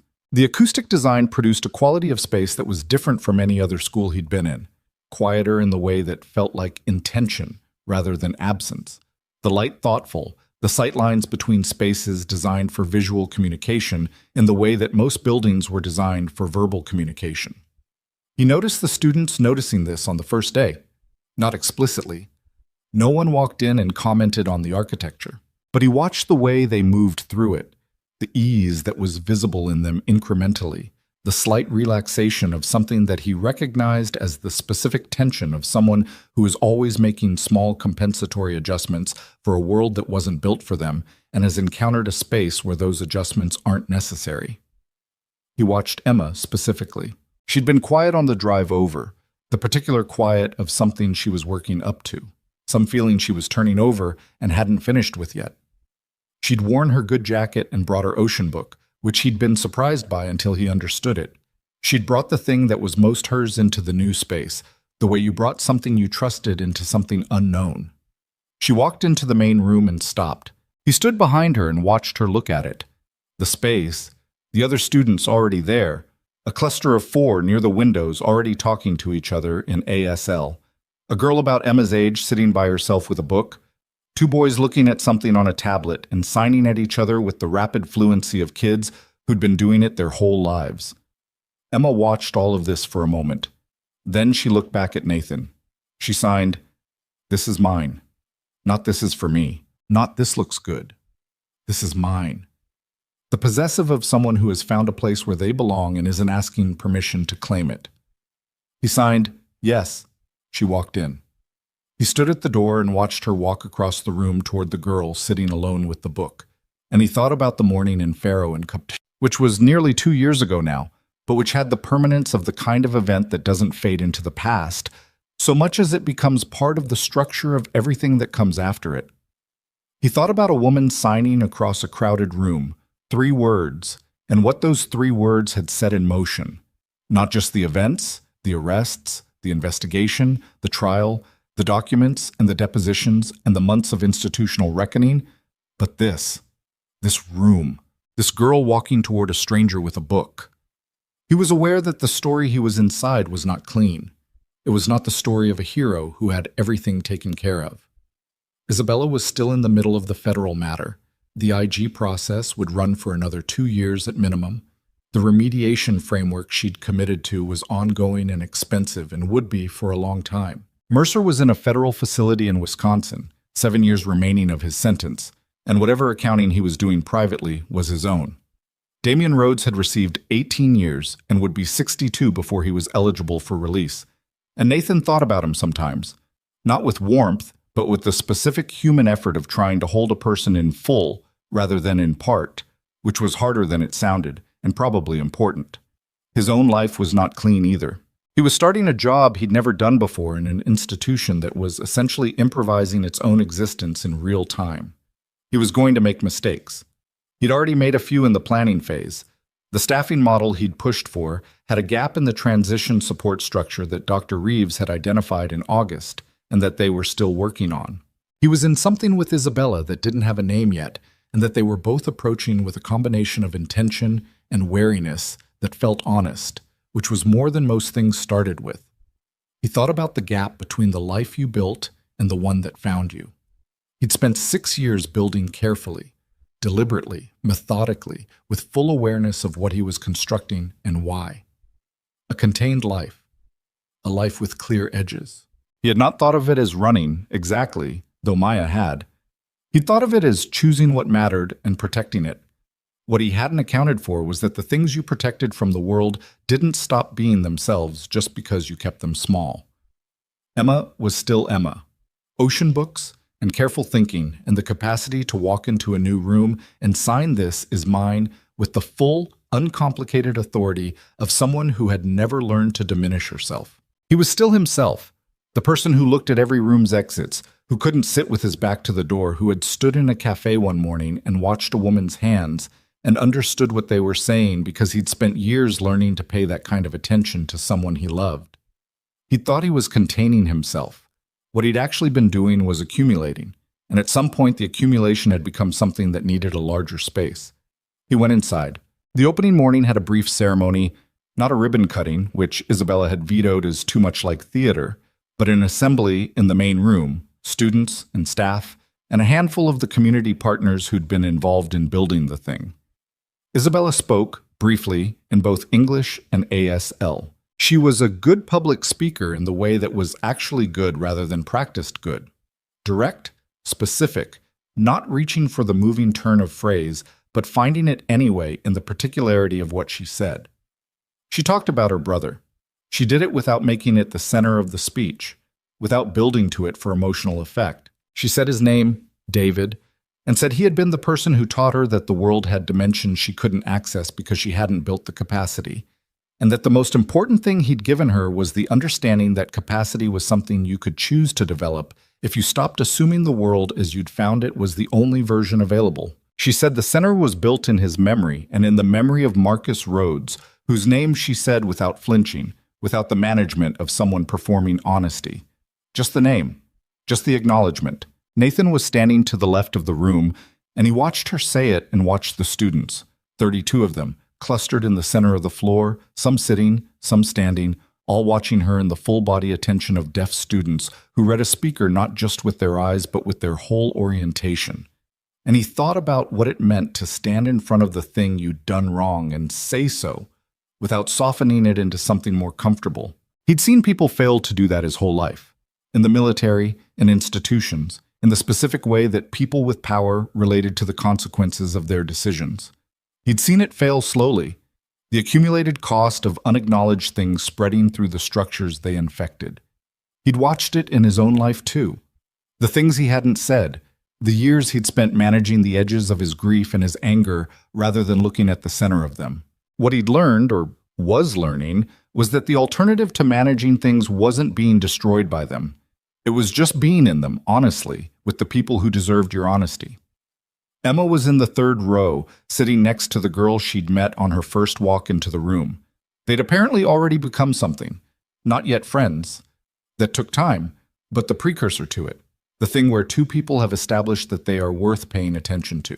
Emma had her ocean book in her lap and was showing something to the girl, who was leaning over to look with the specific focus of a child who finds something genuinely interesting.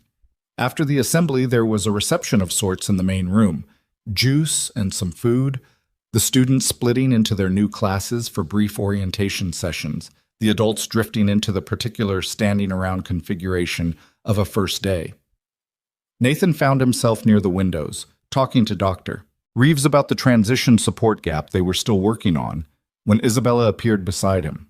Dr. Reeves, who was perceptive in the way of people who had spent decades reading rooms, said she needed to check on something and moved away. "How are you feeling?" Isabella asked. "Terrified," he said. "But the right kind." She looked at the room. "There's a right kind?" "The kind that means you're doing something that matters enough to be afraid of."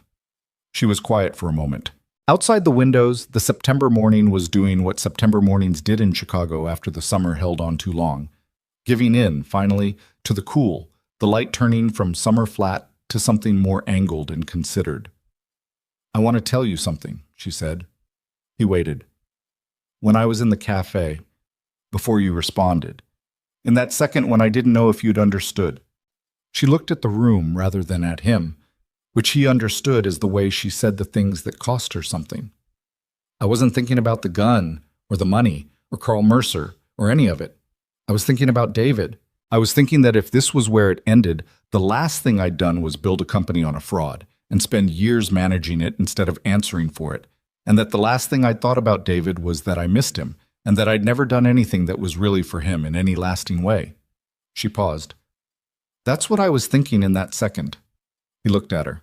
"This," she said, and indicated the room with a small, imprecise gesture that meant all of it, the building and the students and the morning. "This is for him. It's also for Marcus Rhodes, and it's for Emma, and it's for the 32 kids in this room who deserve a place that was built around them. But it started with David, and it started in that cafe." She looked at Nathan. "And you're part of how it got from there to here. I don't know how to say that without sounding like I'm giving you credit for my decisions, which isn't what I mean.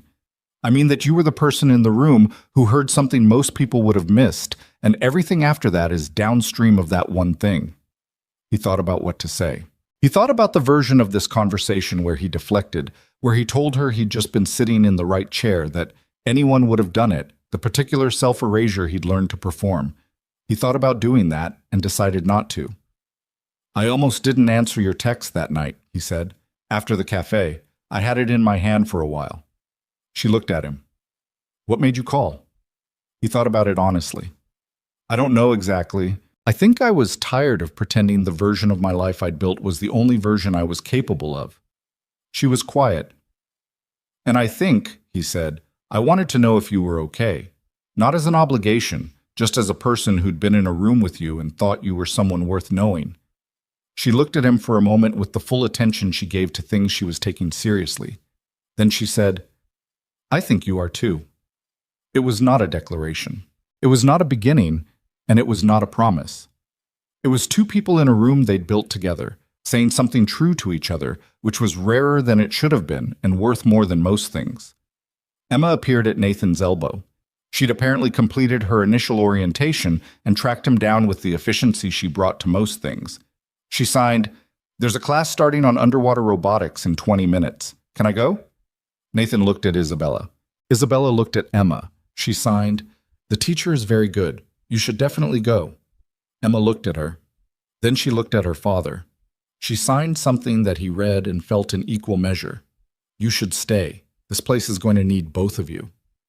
Then she turned and walked back toward the classroom corridor, ocean book under her arm, without looking back. He watched her go and thought that she was 8 years old and already understood more about what it meant to build a life than he had at twice that age.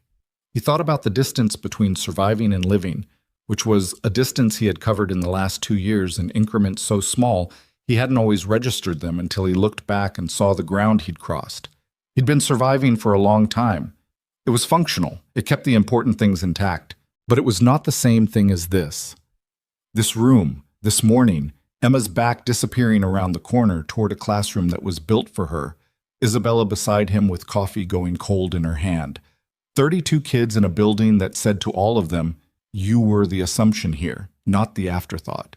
He thought about Nathan Cross at 32, sitting in the back of a transport somewhere he couldn't name, running the math on whether the life he'd come back to was going to be enough for the person he'd become in the field, and understanding with the flat clarity of exhaustion that it wasn't, that something was going to have to give. He thought about Nathan Cross at 36, teaching himself to make lunches and sign the word for octopus, and to mean it when he told his daughter that the world contained more than it appeared to, even when he wasn't sure he believed it himself. He thought that the man he was now was not better, exactly, just more complete. Still burned the eggs sometimes, still sat facing the door. Still woke up occasionally with sand in his mouth and a radio voice in his head that had been silent for 7 years. Still had a difficult time in crowded spaces and a tendency to go quiet when he needed connection and a whole architecture of protective habits that were not going anywhere because they were structural by now, load-bearing in ways he couldn't always see. But he was here, in this room, having decided to be here, which was different from ending up here, different from surviving into here. There was a thing he believed, and he was going to hold it, imperfectly and with the full understanding that belief wasn't the same as certainty, that what you built after the damage was not a reconstruction of what you'd had before. It was something new, made from different materials, shaped by the specific breaks and repairs in you, and it did not have to be lesser for that. It could be, if you were honest about it, if you stopped trying to make it look like the undamaged version, it could be truer, more exactly yourself. He thought the same was true of people. He thought it was probably true of institutions. He thought it might be the only way anything real got built, not from clean materials and clear intentions, but from the wreckage of the thing that came before, handled with enough honesty to know what you were working with. Isabella had stepped away to talk to Dr. Reeves, and Nathan stood at the window of the Hale Center for Deaf Education and Innovation and looked at the north side of Chicago going about its morning outside the glass. And somewhere in the building behind him, a class on underwater robotics was beginning. And somewhere in that class, his daughter was settling into a chair and opening a book and being exactly, completely herself in a room that had been built to receive her. He stayed at the window for another moment. Then he turned and went to work.